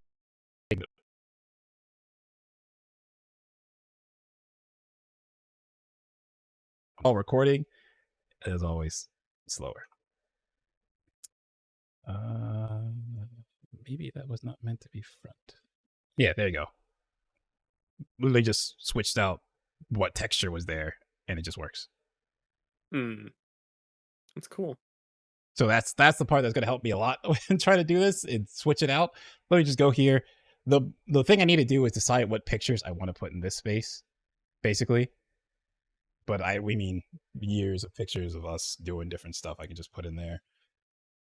And then actually switching it is literally just switch the media file that's plugged into mostly the front and the inner piece, and everything else will just leave, and it just like the same animation will just work. So what I will end up doing is just take the base one, figure out all the animations I want, just do all of them, and then have each of those animations be different clips, and then just go into the individual clips and swap out the parts to, you know, what I actually want to be in that shot.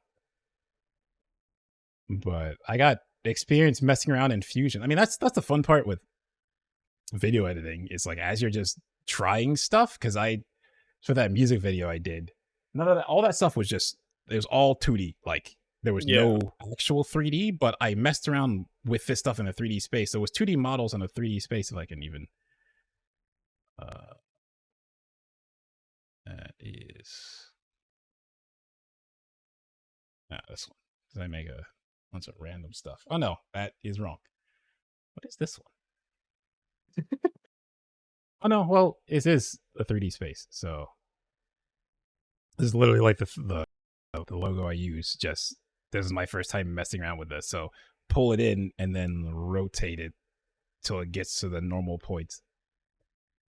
And then, I mean, I'm pretty sure, you know, hashtag free stuff. Not actually free, but, you know, free. You've used Vegas before? Yeah, I used Vegas when I was doing stuff. Vegas was the only one I used before I just downloaded DaVinci. Yeah. So with that, like with Vegas, a lot of times the doing stuff is you're keyframing it. That's pretty much what this is I can't find the keyframe or which one of these has the keyframe on it. But basically I just keyframe at this spot you're here, and at this spot you're here, and it will just fill in the red. Yeah. What is this project?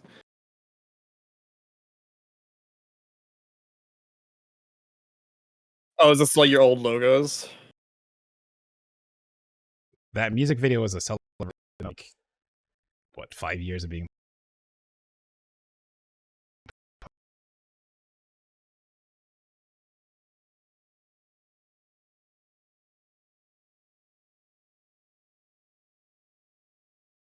Oh god, you're dying. Sorry.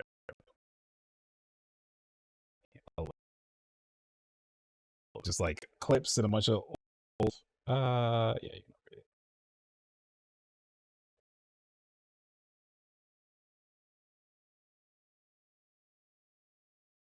it. Favorites.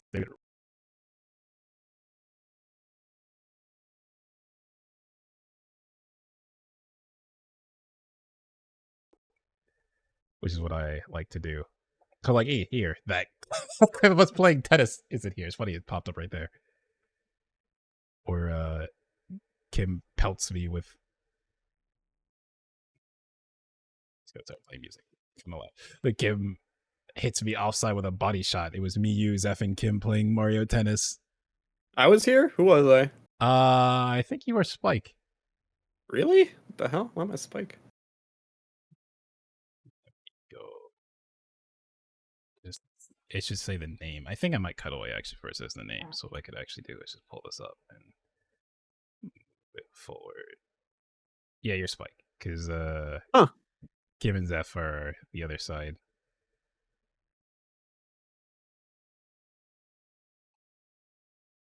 But yeah, it's there's a bunch of shit here. Yo, arms? Yeah, because oh, where was that clip? But it's just like literally anything I did on my stream that was a funny moment. So the arms one is because during the test punch, I punched my cup with my I hit the cup with my Joy-Con and it just spilled all over my keyboard. I had to open my keyboard and clean it. So it's just like my reaction to accidentally hitting it. What I could do is I could just mute the audio. Oh hell, it's kind of loud. So it's me mid test punch trying to pick it up, and I'm still it's the that target range one where you're like hitting the target versus the other person. Yeah. Yeah, I lost. I didn't go pick up the cup, but that was like a moment that happened. So I just like, oh yeah, I'll just highlight that. But yeah, it's just lots of stuff, just trying out stuff in Resolve. So yeah, this here too is also just Fusion. Like these are all just Fusion clips because literally the way I framed it is as if I was editing the video, and at the end is like me reviewing the video. So like the very start is like, you know, this is that other shot you saw, basically, with just the intro parts done, and it's like it plays on. Okay, so turning that on does that. So let me turn that off. Okay, so then like the text comes up. It's like I'm putting on my headphones. Whoa. Yeah, it does like an effect and pulls in. And then each of these intermission section, it pulls out again. So this 4x4 shot took ages. It does not run well in here because 4K, yeah. So it does that effect, pulls out, do a drink, technically put it back down, go back in. Let me tell you, that shot took ages. Because I had to go into the color tab. Yeah. And I don't know if I can even turn it off so you can't even see the back, but this is me having to go like frame by frame and cut it out because cutting out your hand. Oh, I see it. Because I didn't do it over a green screen, so you can see it like actually bleeds over a bit. So that took ages. But it was the shot I wanted, so I did it. Then to a shot of like different fan art from over the years. Then I did, because this was supposed to be like a picture book, so that I had like, oh, this shot's layered, so why one shot's moving, the other shot's still, and then it switches it to the other shot and switches what emotes are there, and then it switches again. And so like, so here is more Fusion stuff. So this is like literally just going through. I took screen caps of it and just dropped that into Fusion and just like am pulling the camera over it to make it look like it's in a like 3D space and it's going around, because like the whole idea, like, you know, it's like the video's edited, it's a shot of Fusion, different shots. This, you know, person the first time on, what is that? But your first PowerPoint where you realize you can move stuff around. And then to this shot where this is me recording it. I recorded it while it rendered up to a certain point, and came back and put it in, and it's like, you see I have Dragalia on my phone over here, like killing time. So it's like 2 shots of Dragalia, then it's 2 shots of Grand Blue, and then it's 2 shots of Smash. No, that was a video. I just grabbed a video and just hold the controller instead of actually playing, and then sped it up because, you know, this would take a while to sped up with the song. And then the last part is actually just going through parts. So these are like the first things I upload on my channel is awful quality video on my laptop. I actually have my little YouTube thing in the corner there too. But this is so in World of Warcraft, so you can't tell because it's the quality is horrendous. But it's a Green Fire questline for Warlocks. It's like one of the first things uploaded on my channel, so that's there. Softlock and Xenoblade is up there. Terraria is up on my channel. Super old, like not even a full crew battle, but like a match in college, which this layout, I literally just ripped the VG bootcamp layout and changed some of it. This is like the actual emblem for John Hopkins, but I switched. Over here is a globe, so I switched that to the Smash logo. To like Smash 4 stuff, and then another section is like podcast stuff. So reroll one I do with friends, when I did Farum Heights for Pokken, another Pokken one, The Dig, another one with friends, to Japan Time, to like videos that did well on my channel, to like just Smash stuff, or like this is different layouts. So that one from college again, Smash 4 on 3DS, the weapon shop layout I had early on, the different ones I had for different DS games. This, I didn't have a name for this one, but like this version to like a full screen one that I switched to. So yeah, this was a lot of work. But it was fun. And then the end of it, why is it duplicate? Oh, because that's a different render for like Twitter or something. So like the end of it, it comes back to this, and so it ends as if, you know, it was a video the whole time, and then pulls back out, and then put down the headphones and all that stuff. Yeah, so you know, you can do a lot in Resolve, but I tend to do too much half the time. That was a lot. Yeah, but it was fun. You know, not many people see it, fun. but I had a lot of fun with it. It's fun to go back to it. I do miss it. Things. I mean, that's how I feel with even I think I don't have that right now, but I can switch to that one. That's the other thing with Resolve is you actually can just switch. So like the things I already showed you, if I like close this, just do, oh, that's the one. So you can just live switch to another video you have. So this is that other one. And that over there in the back, different music videos I did for actual drummer remixes. And then this Sonic one I'm still working on. Nowhere near as complex. But with this one, it's just like I want stuff on the screen, got gameplay going. This one you're trying to do right now? Yeah, it's the one I'm still working on. So like I just got to the point talking about video customization. So I pulled out this part from my stream. So like if I disable this track, so like I'm gonna cut it, but this is the part from my stream when I actually made the car I'm using. So I'm gonna actually just speed this up, because you can go in and do speed change and either speed it up, slow it down, freeze it. So I'm gonna have this be fast as I'm talking about video customization, just showcasing how I made the car that I'm driving. Yeah. All these clips. For this one, a lot of it is audio stuff. For me, I don't want too many places where it's like a long pause, like the audio track of me talking is like cut up a bunch. If I just started like rambling on or wasn't really focused or like said something but I think about it, then like cut it down so it's not as long. Helps with the video length. So that's like most of it for this one is doing that. And then this is literally one of my entire Twitch VODs is just sitting over there on the side. So I can pull clips from it as needed. But yeah, no, I love it.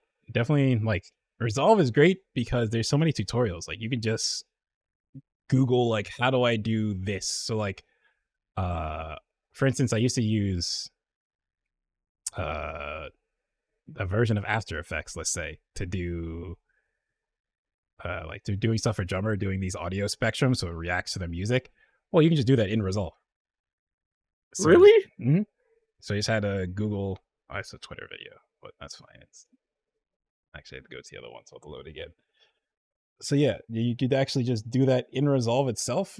I think what I ended up doing, yeah, this is the wrong one. I think what I ended up doing is actually getting a plugin, which is, yeah, it's like a Fusion composition plugin. So you can't even see it here. I don't think, if I go into Fusion, can you see it? I don't think so.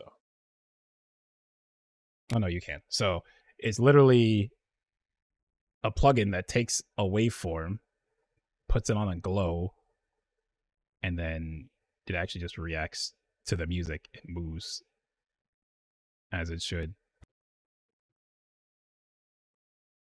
So it's very good. Definitely, like if you're getting back in, I would recommend it Resolve because literally it can do whatever you want it to do, pretty much. Like basic things of you know, just here's a logo, here's a little, because for drummer stuff, I have to unmute these tracks later. For drummer stuff, I like to do a kind of like scan wave line, like it's an old TV on the intros. So that's just an effect in Resolve that you could do. And then I went and cut this out.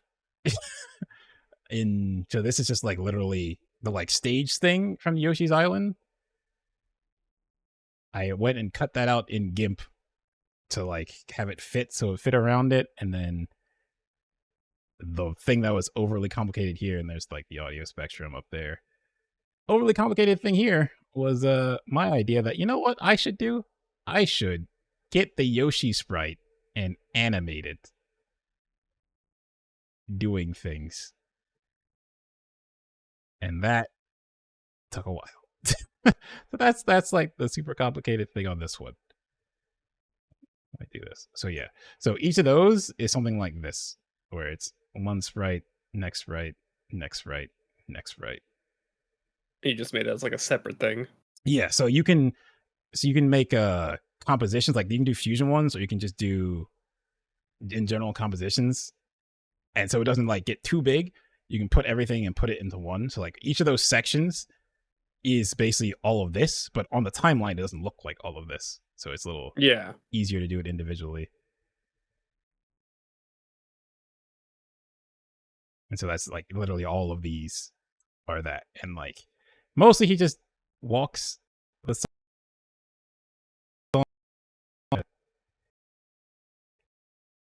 It's like snapping to the start of them.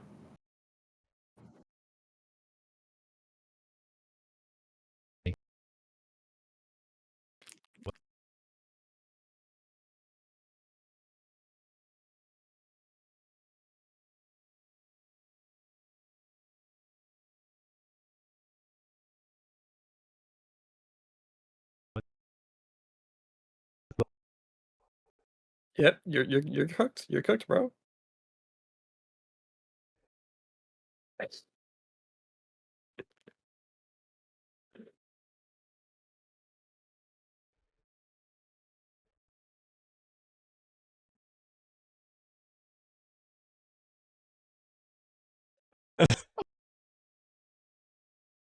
Yeah, I think we take a break from that.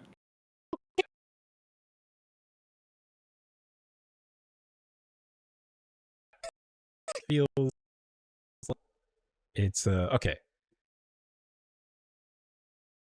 To check what the hell happened to that section. But whoops. So I mean I have, I'll just go grab the actual song. Like the video, and we can do it that way because yeah, that did not like that.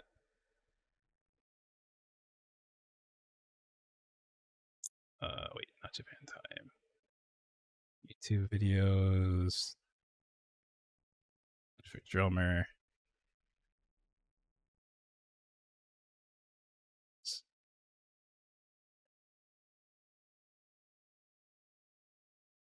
There we go.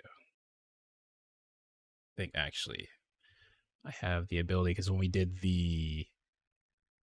a thing where we had fans could call in. So I actually have a thing that captures my media player for that reason. Because I like went and recorded all of those.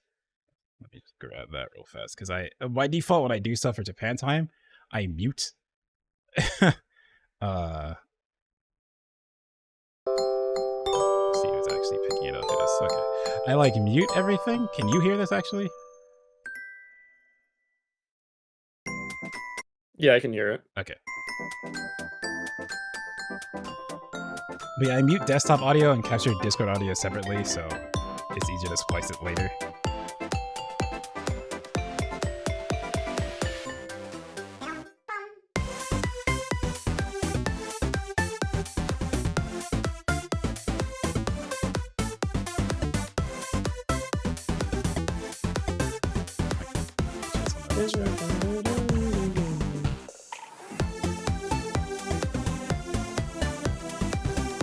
So Drumr like makes remixes for songs, and I've done a couple of videos for him for some of them, but it's been good experience of learning how to actually time stuff to a beat of what's going on. Sometimes incidental, like Yoshi's kind of walking on beat. That's a little incidental because that would take way too much to make sure it's always on beat.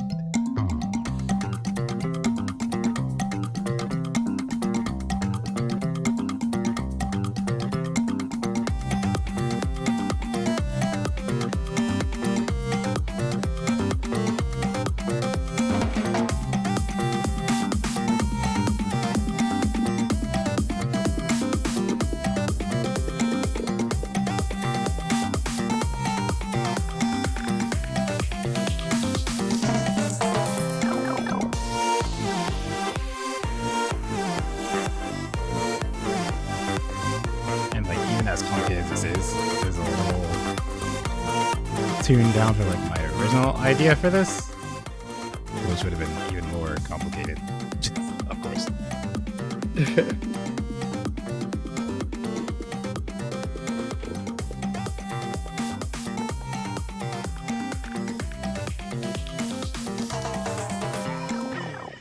But yeah, like as he had samples of Yoshi saying or doing something, I added like an animation, so like the ground pound is like a middle section, then switch the animation for the end section with another thing animated, because of course. Yeah.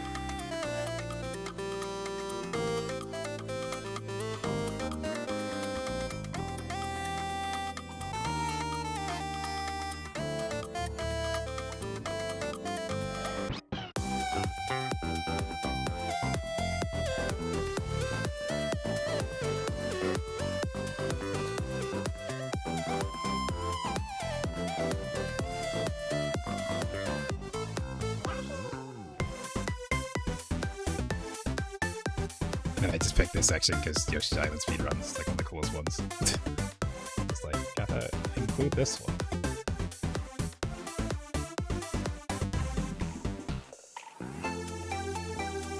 And then build up the room before the final boss fight.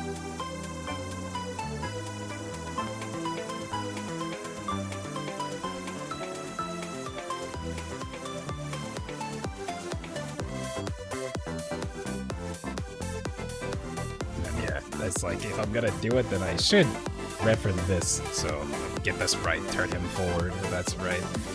I decided not to make him throw the egg because Yeah, good on you. that was gonna be way more work. So I was like, I'll just have it drop on time with the beat and try to make it so it falls when this part happens and hits it when the drums hit.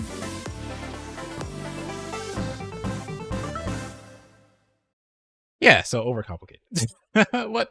It's cool. These are fun. I like the way it turns out.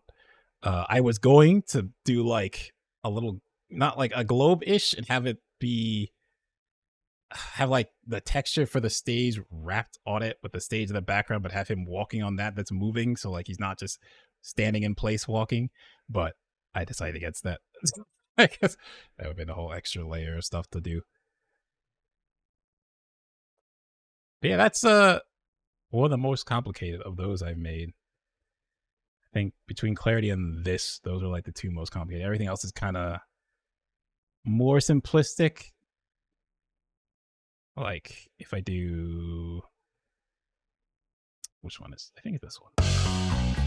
So a remix he did of What You Need. It's just like, okay, I'll record gameplay of Sonic Rush, and I like remade the logo.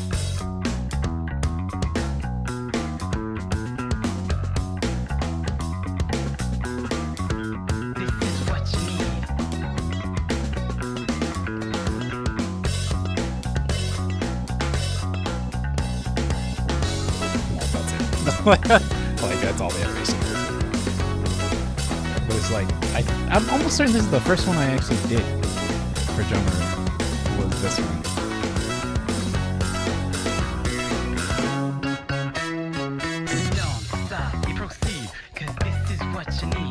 That's me actually saying the lines, because like how Hideki did the original one, just sampled some lines, just said this in many different ways to send it to drummer. He just used them for it. Yeah.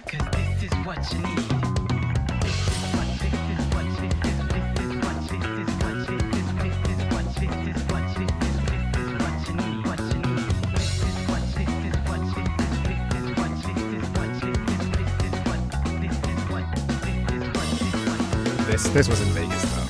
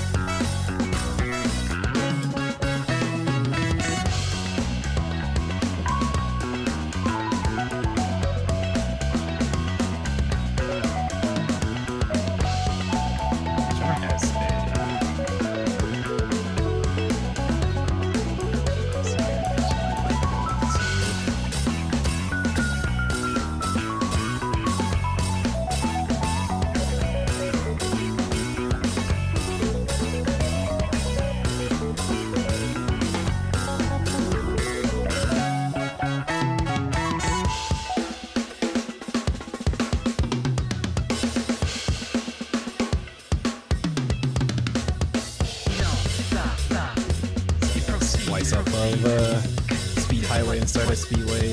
This is what you need. Don't stop, you proceed, 'cause this is what you need. Proceed, 'cause this is what you need. And then I use actually this part for the video outro still.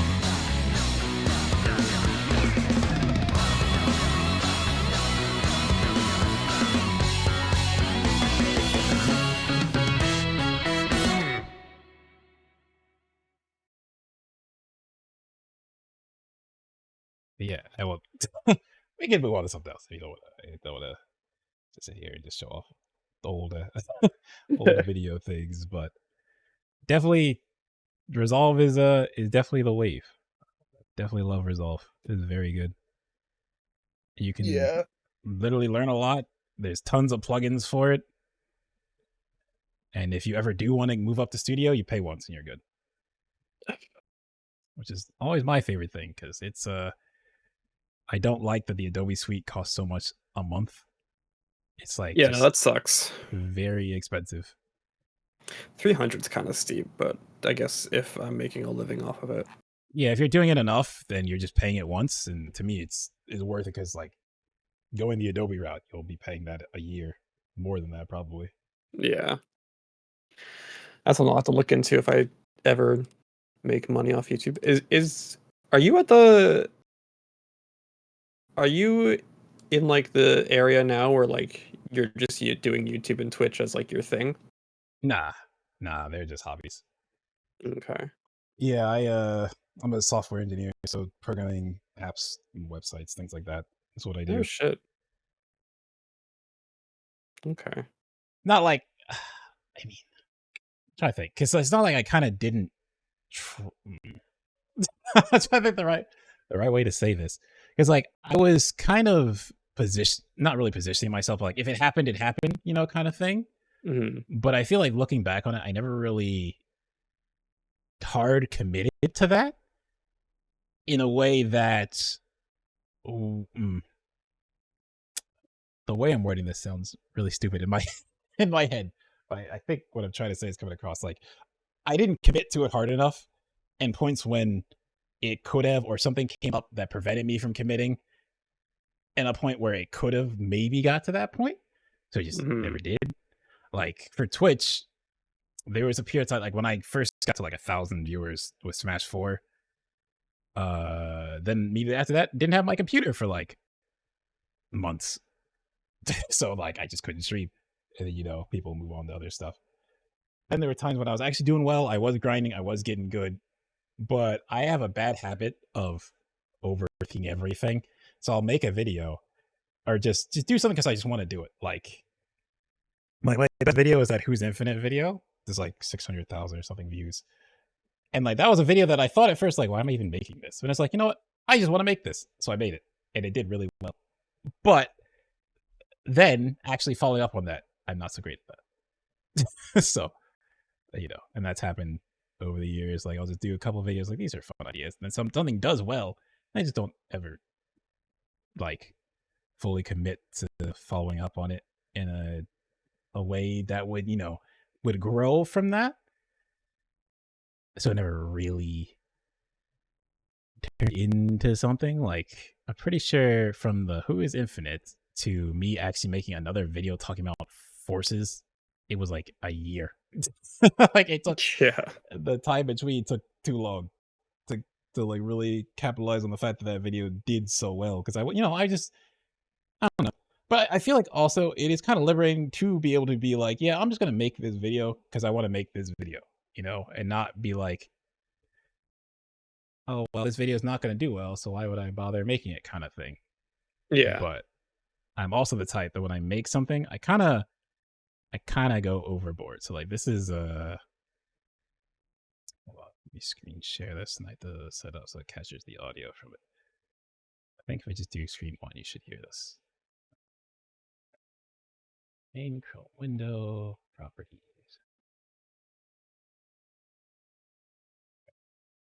Just to make sure the recording is. The poke here is what is referred to as the attack triangle. So this is me working with Slip, and in Pokin, I just spent before this, I did a bunch of videos about Blaziken himself because he is a mechanic that you hold up or down. He'd actually parry certain moves, so I like went through every character, found every move he can parry, and then made a list, made a video explaining all of those. This is doing counterattacks. It's like, you know, it's a system and that's in Pokken, but it's not fully explained. General tips that newcomers to Pokken should know in regards to counters and how to deal with them. So like, With all that said, this video isn't too complicated compared to some stuff I've done, but like I thought this was a cool effect. So it's like PNG of Nia text. This is literally the opening when you start up Pokken for the first, like when you open the game, this pops up, but pause it, put an overlay with other stuff behind it, because I thought this counters in Pokken really begin cool on effect. I won't play all of this because this is long, but it's like talking about general beginner tips, then going into universal ways of beating them, and then going into very specific counters and what you're supposed to do. play. Yeah. Being able to release your opponent's counter with an attack. So, Counter like, traditionally the do fact need that attacks. However, there's a window rising the counterattack is end of released, where the counterattack counter armor windows, fades. you can hit them. It's like literally Pokken doesn't tell you this, but you just have to know. And if an attack hits at this moment, it'll beat out the counter. So like showcasing that to people. Oh goodness, here we go. Here's something. Attacks in Pokken are not the same. So Thanks go for through that. counterattack 29 frame speeds grab and like, that you know not what? every Pokemon has. What I'm gonna do is Then there's the one Pokemon animate with a this. 29 frame counterattack, that being Blaziken. instead of just making this in like GIMP and just be a picture, well, let's put each individual to animate them because you know Next, we get to the slower end of the spectrum. What used to punish That a looks reaction with better, grab, but as you It can does see, look better. These 9 are the Pokemon It with just- 33 frame counters, and the 2 with Lots 37 of frame work. counters. These but 9 basically they all start in the same point out there, and then as they come in, they'll just space out because you know there's just track motion or it's keyframes, and then going through specific high counterattacks. attacks. Meaning God, that angered me just looking at that. The fact that Blaziken, who everything on him is high, his counter they is can high, both be so crouched under and low you can profile just with moves. press down Because it and he can't is a hit high you with his attack, move. It can also be beaten by moves with anti-air properties. And if you do anti-airs, you It's just like Lucario's beat AOI. highs, which beats half of his kit because you know, LOL. So like, there's this one. It did decently. It did okay. It's not crazy because it's a Pokken video, but Move stance. it's fun enough. And then this was like I'm gonna make a video going over all that stuff I told you about. I had to find the Weavile one because that's like the most interesting one, where I actually did a bunch. Okay, so like I said, you press up or down, you get different effects based on stuff. So like Weavile has his 2x or 2YY. And If Blaziken is doing that, doesn't hit him. you can high stance Weavile's fake out. So you can also fake go out for fake out can be high stance, but he can cancel after into using this. Fury swipes. So how do you deal with Fury swipes on block while still being able to stance the fake? Then well, they can't see this because of reactive, so you move that. So to do this, I didn't have another camera. I put my webcam on a stack of books in my chair and then sat Oh, behind classic. it to be able to raise it to get this If you effect. block the first hit of Fury swipes, you're able to let go of the block button, and your character will still block all the remaining hits. Using this, you can block the first hit, release block, and hold up to buffer a high stance. So if Weavile goes for a fake out, you will always be able to high stance it. Now, I actually think they patched this. Funny enough, I think in DX, this doesn't work. Most Weaviles are not going to finish Fury Swipes on your block, so you would still just do it. But I'm pretty sure it no longer option selects, and if you let go and they finish it, you will For fake out, you will always be able to high stance it. which is unfortunate. But, you know, sometimes you make a video, and they're like, hey, let's change that. Oh yeah, my old, this old outro screen. God. I'm pretty sure Mint made the outro screen and this thumbnail template. Pretty sure he did both. Remember correctly. Yeah, I'm trying to think of how to do a thumbnail template. What I do now is pretty simple. I just let me go to my YouTube, my pictures, so I can actually look at this. Well, it's pretty much I just put my shield in the bottom corner, so it's like consistent throughout all the videos that this is a video by me, so it helps. So like folder of just different things. So like the old Smash 4-way is just like Smash Bros, picture of Falco, stage, Yeah. kind of thing. But you gotta have your brand on there. Yeah, back then I didn't. It was just like the red Falco. It was different ways I would do it. Then, okay, so then this is literally that video there with this, where this is on the side and put something in there, put some text on it. Oh, there's a template for it. So I did that for a decent amount of videos actually at that time. Do we even have? Oh yeah, because now they're all broken up into games. So like the Dragalia ones was Oh, that's Dragalia nice. lost top left. The boss we were fighting, a thing to try to match the way the Dragalia Yeah, that's a nice does thumbnail. its stuff with this, and then the character I played. And then yeah, that's just like the way I did it, and I just switched it to fit what was going on. Some kind of effects on the back to make it darker for legend and all that stuff. So that was how I did Dragalia ones. Oh, the crew battles, I didn't upload some of these. Mid also made these. I remember that. So like he made this style. And then yeah, some of these crew battles I did not upload. They're still sitting on a hard drive. Oh, the ARM Global Test Punch. Number 1. Yo, there's gonna be a part 2. I mean, there was. I uploaded. I uploaded like 4 of these. You did 4 videos of just the test punch? It's Oh my basically the God. one stream, and I just broke them up into videos. Okay. Yeah, I didn't like do like several hour sessions. How I did the Aces ones was I took the versus screen, faded it out, game logo, match it for what type of gameplay we were in the Mario style, my character, the opponent's character.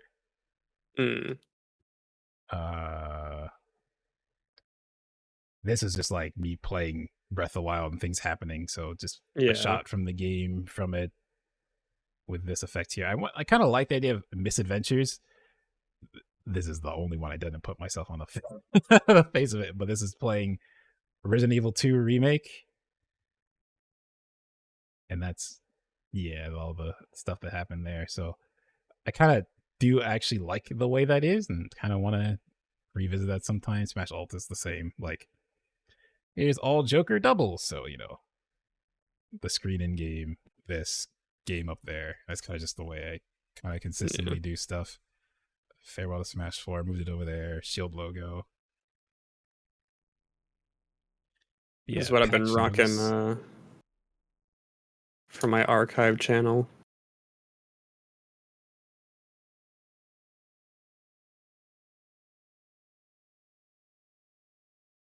No, but I think that's good. Just like it's a very similar thing. You have your logo in the side, so it's very obvious. Yeah. Recognition of like what's going on. I do like that when he's multiple things, like the Next Fest one, you have them broken up in like 4 squares of 4. Yeah. I'm trying to think of what to do for like my main channel, because I want it to look, because like the archive channel I don't really care, just like make it simple. For the main channel I would like it to look a bit nicer visually, a bit less like claustrophobic. Less. Oh yeah, I see, because you're like kind of zooming in. Yeah. I did this for the reaction, but I'm not like sure if that I want that for every thumbnail. I mean, that could work though for just like a reaction one. That's not like a bad one to just have it like up on the side. With you know, it's just like you said, it's the recognition of, oh, here's my logo. Yeah. And this is what it looks like. I feel like that's not a bad way to do that. The other thing that I kind of like the way Vanilla's been doing it for our reaction. Well, reactions are mixed stuff. I like it with. I mean, I'm trying to think how to say this, because I was going to say something. I realized what I was thinking of with not reactions is actually the way we do podcast logos or thumbnails. Let me bring up the Japan Time. Podcast thumbnails are so good. Yeah, so like this with like the multiple characters, I think for like reaction stuff, because I think that's the way Max kind of does it, is he'll put, oh, these are the shots of things that were really, you know, the things that I thought were cool in this, and he'll like put shots, like clips of different parts of it. So I think like this style is good. This one we workshopped. Basically, it came up with the idea of like, oh, it should be clickbait for like a top 10. So like some of these are in the top 10, but Excite Truck's not number 1, but it's there Yeah. blurred because it makes people want to click into it. We do like the kind of recognition of the Jage Rage art of everyone, so you know who's in the video. Yeah. We kind of want to commission new art so we can actually have different expressions because it's always the same. But still looking into that, like this one. So like something like this, especially, I think is really good. Like We got for a how reaction Roger and video. Shofu is the big ones every time. Yeah, it's like people will click. People Yeah. will click a video with one of those two, so it's like kind of lead into it. But the way like this over here is laid out with like a bunch of different, you know, MC pulled in, cut out, so it's really clean. Picture of Lumio's tower. I think it's funny. Zeph's over here with the Pokemon. He even flipped Zeph's picture. Normally frowns, so he flipped it so it's smiling. And then like the starters cut out. So like stuff like this, I think is really good to like something to catch Who is people's making eyes. these thumbnails? Oh, Vanilla. What the hell? Why is he so good at everything? Yes, I know. Vanille's really good. Like Roger does the show ones. There's like a couple where we didn't really have a good one and Vanilla made one, but most of the show ones Roger makes, but all of these is Vanilla. Mm-hmm. Normally it's like maybe a little direction. Like this was like me just grabbing this shot from the poster. It's like, oh, this works. Just slap it in there. As Roger. But yeah, this is Wisdom. Wisdom does any of the drawing ones. Though we've been doing less clips of late because we're trying to keep the average view count up. So we kind of want to have it be something longer. Mm-hmm. So I think the idea is to do like bring back best of, do clips in like a best of format because then it's like longer. So it doesn't hurt view count. And do like a best of Shofu because that will probably do well. But yeah, all of the thumbnails, like any thumbnail that's not Japan time, if it's not drawn, Vanilla did it. Like even this, the Min debate one, like the state of play with us, like in like the formatting's good, the vlog, we talked about what to do, and I thought I'm gonna make it like a picture book. That looks pretty good. But yeah, the Min one I thought was was really good. For like the Min is a sword fighter, and then like have Brawler a sword fighter down there, and like the split. Yeah, like, even like the Japan time direct. Did you ever see this? Yeah, I did. Where Roger is like he gets dubbed. Yeah, in English. Yeah, or we dubbed him. Yeah. So even this, like all the parts, like Vanilla did all of it. Vanilla is very, very good. That's why, like, my thought process is one of the best things we could do with money is invest in Vanilla for the growth of the show, because he's just like, he's really that good. And I think making it so he could do more efficiently, because like I said, sometimes he renders and his computer crashes, and it's like, then he's I'm happy. over. I'm happy that like he's getting his flowers now, because I remember when we first brought him on, people were like, "Why do we need this guy?" Yes. All he does is put clips together. Yes. And like I was trying to like, yeah, because I was trying to bring him in and like say, I don't think we need to do that. It's like, oh, okay. So I'm glad now. It's like, you guys don't know him like we know him. Yeah. I'm glad now he's definitely getting his props. And like even like people comment on like this video, people know. Like sometimes they'll still say, oh, the editing is just phenomenal. Yeah. But sometimes like, people will just say like, yeah, like so like Majora here just calls out Vanilla directly. Yeah. So like people know, and he deserves it. Like Vanilla is just, honestly, I think Japan time would not be what it is right now without Vanilla. Like 110%. Yeah. So I'm very happy that people are seeing the work he's putting in. He's able to do more. He's able to show off more. Because like sometimes, like there are sometimes I will do like, so for the vlogs, I typed up basically documents. Pretty sure I can find this. I just search Evo. Will it come up? No. Okay, I'll just go to my Google Docs. So for like a vlog, I will type out, I called a script. People have issue with it being called a script because you don't really script a vlog, but it's like in my head, this is what I do when I make a script for a video. Mhm. But it's basically a timeline. Just give little notes. Here's like direct links because it's a Google Doc. You can just link stuff from a drive and it just pops right here. So literally take every single video we recorded and put them when days they happen, order they happen, maybe kind of some notes about things like how I feel they should go. But then after that, I give it to Vanilla and then whatever he thinks works or however he wants to do stuff, I just let him do it because he gets the humor of the show. So I have full faith that the way he edits it, people who also like the show will enjoy it because he just gets the show humor.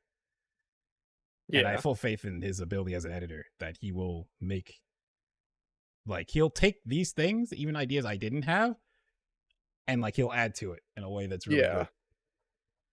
Because this video, not that one, this one, all I told him was like, yeah, it's probably put the games on there and add like music occasionally. And then he took that so far as like, okay, so he has the games, he switches around the music, games come in and out. And even like once we get to the elimination stage, this was such a cool that idea. was yeah. That then like literally that was all Vanilla. Like no one gave him the direction to do this, but like this was so good. Dude, I was losing it at like the last, like trying to decide what's number one, and he like starts flipping the box arts like time with the music. Yeah, what's going on between the two? Yeah. Yeah, he keeps flipping them. Yeah, no, this was great. And it's like it came out late, but it's like when I checked with him, it's like, so, you know, how are things going? Because just want to, you know, I have faith in him, so I don't want to sit here trying to hound him on like, oh, we need this by this date. It's like I have faith that when Vanilla delivers it, it's gonna be worth the wait. Yeah. And so he's just telling me, he's like, yeah, I wanted to go back and add more to it. When did you guys do this? Was this on Tuesday? No. So this was it was a little bit before. I think it was Monday. like a week or two before. Okay. It was literally a Thursday. I think it was Thursday 2 weeks ago. Like literally me and Ricky were talking about something. Then Roger joined. We had a whole discussion on the YouTube channel, the direction we should go, planning out stuff like that. Then like people saw us in here. So like Tito joined, Viram left because he had to go do something else. Coast joined. And then we're all there and we're like, hey, you want to just do this thing now? I was like, okay. So we just did it. Yeah. And like just very impromptu. We're still trying to. We want to do DS games next if you're interested, though. I asked Roger if you guys ever do Nintendo 64 to let me know. Okay, I'll definitely let you know then. Because that is my console. Yeah, but like even the original version of this, like they're not even in these positions. They're like Tito's is large here, and then the other ones are like under it. Mm-hmm. So he even removed like, but he does that on our stuff too, because. If I switch YouTube accounts because this is just my account for just like watching stuff, but then I have my, you know, actual account that's on a different email, which is why. But this is the one that's actually can see members' videos. Okay, so this, for instance, or like one of So like we started doing full VOD uploads. So this is not actually here in my recording. Yeah. This is where Roger is, but Vanilla just takes it and moves it here. And I asked him like, "Hey, do you actually want me to maybe move that?" But he said, "No, actually, it's better to leave it." And then in where is okay. So in the actual video, there's times when he wants to highlight something. So yeah, like this first shot here is actually where it is by default. Oh, okay. When I record something, it's like down there. But he actually can move it. I'm trying to remember because there's a shot. Not there. It's Roger reacting. It's Roger being Roger, and a good-looking girl comes on the screen. So he says something about who's that, and like I have a reaction to that. And because he wanted to highlight the reaction, he like can animate this so it like zooms down, or like it goes away, and then it comes back in. And it's because it's not sitting in the center, he can do that. Actually, scrubbing. I can't actually find where that is easily.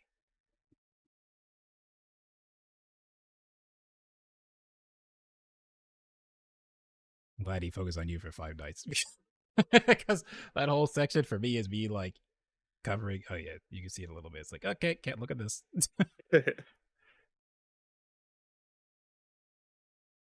don't know if I'm gonna find it.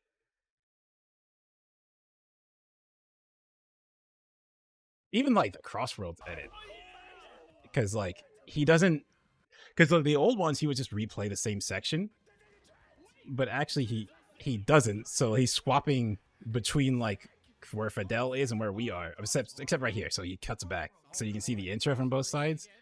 But I'm pretty sure like as it goes, it just smoothly switching between the groups while this like right there. So the image is exactly the same. It just switches to the other group's reaction to what's going on.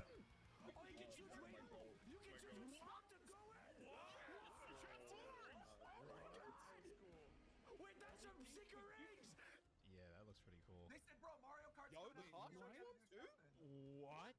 All right, I have to go. All right, no problem. Thanks for hanging out and doing this.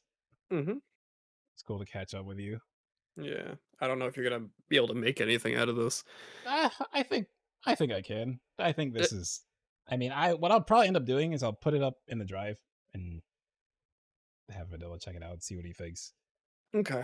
Because I don't even think we really need to really like add anything. I think candid chat on the channel would probably be pretty good. I don't know. That's why I kind of want to try it because I think people would enjoy it. Even just getting to hear from you and your thoughts on things. Yeah. I hope I wasn't too harsh on stuff. Nah, you're good. I think having a fair opinion is good. It's not like you just hated on stuff. You said what you didn't like. You said why you didn't like it and what they could do differently. I think that's completely fair. All right, yeah, I gotta go. All right, I'll catch you later, man. Yep. Bye-bye. All right.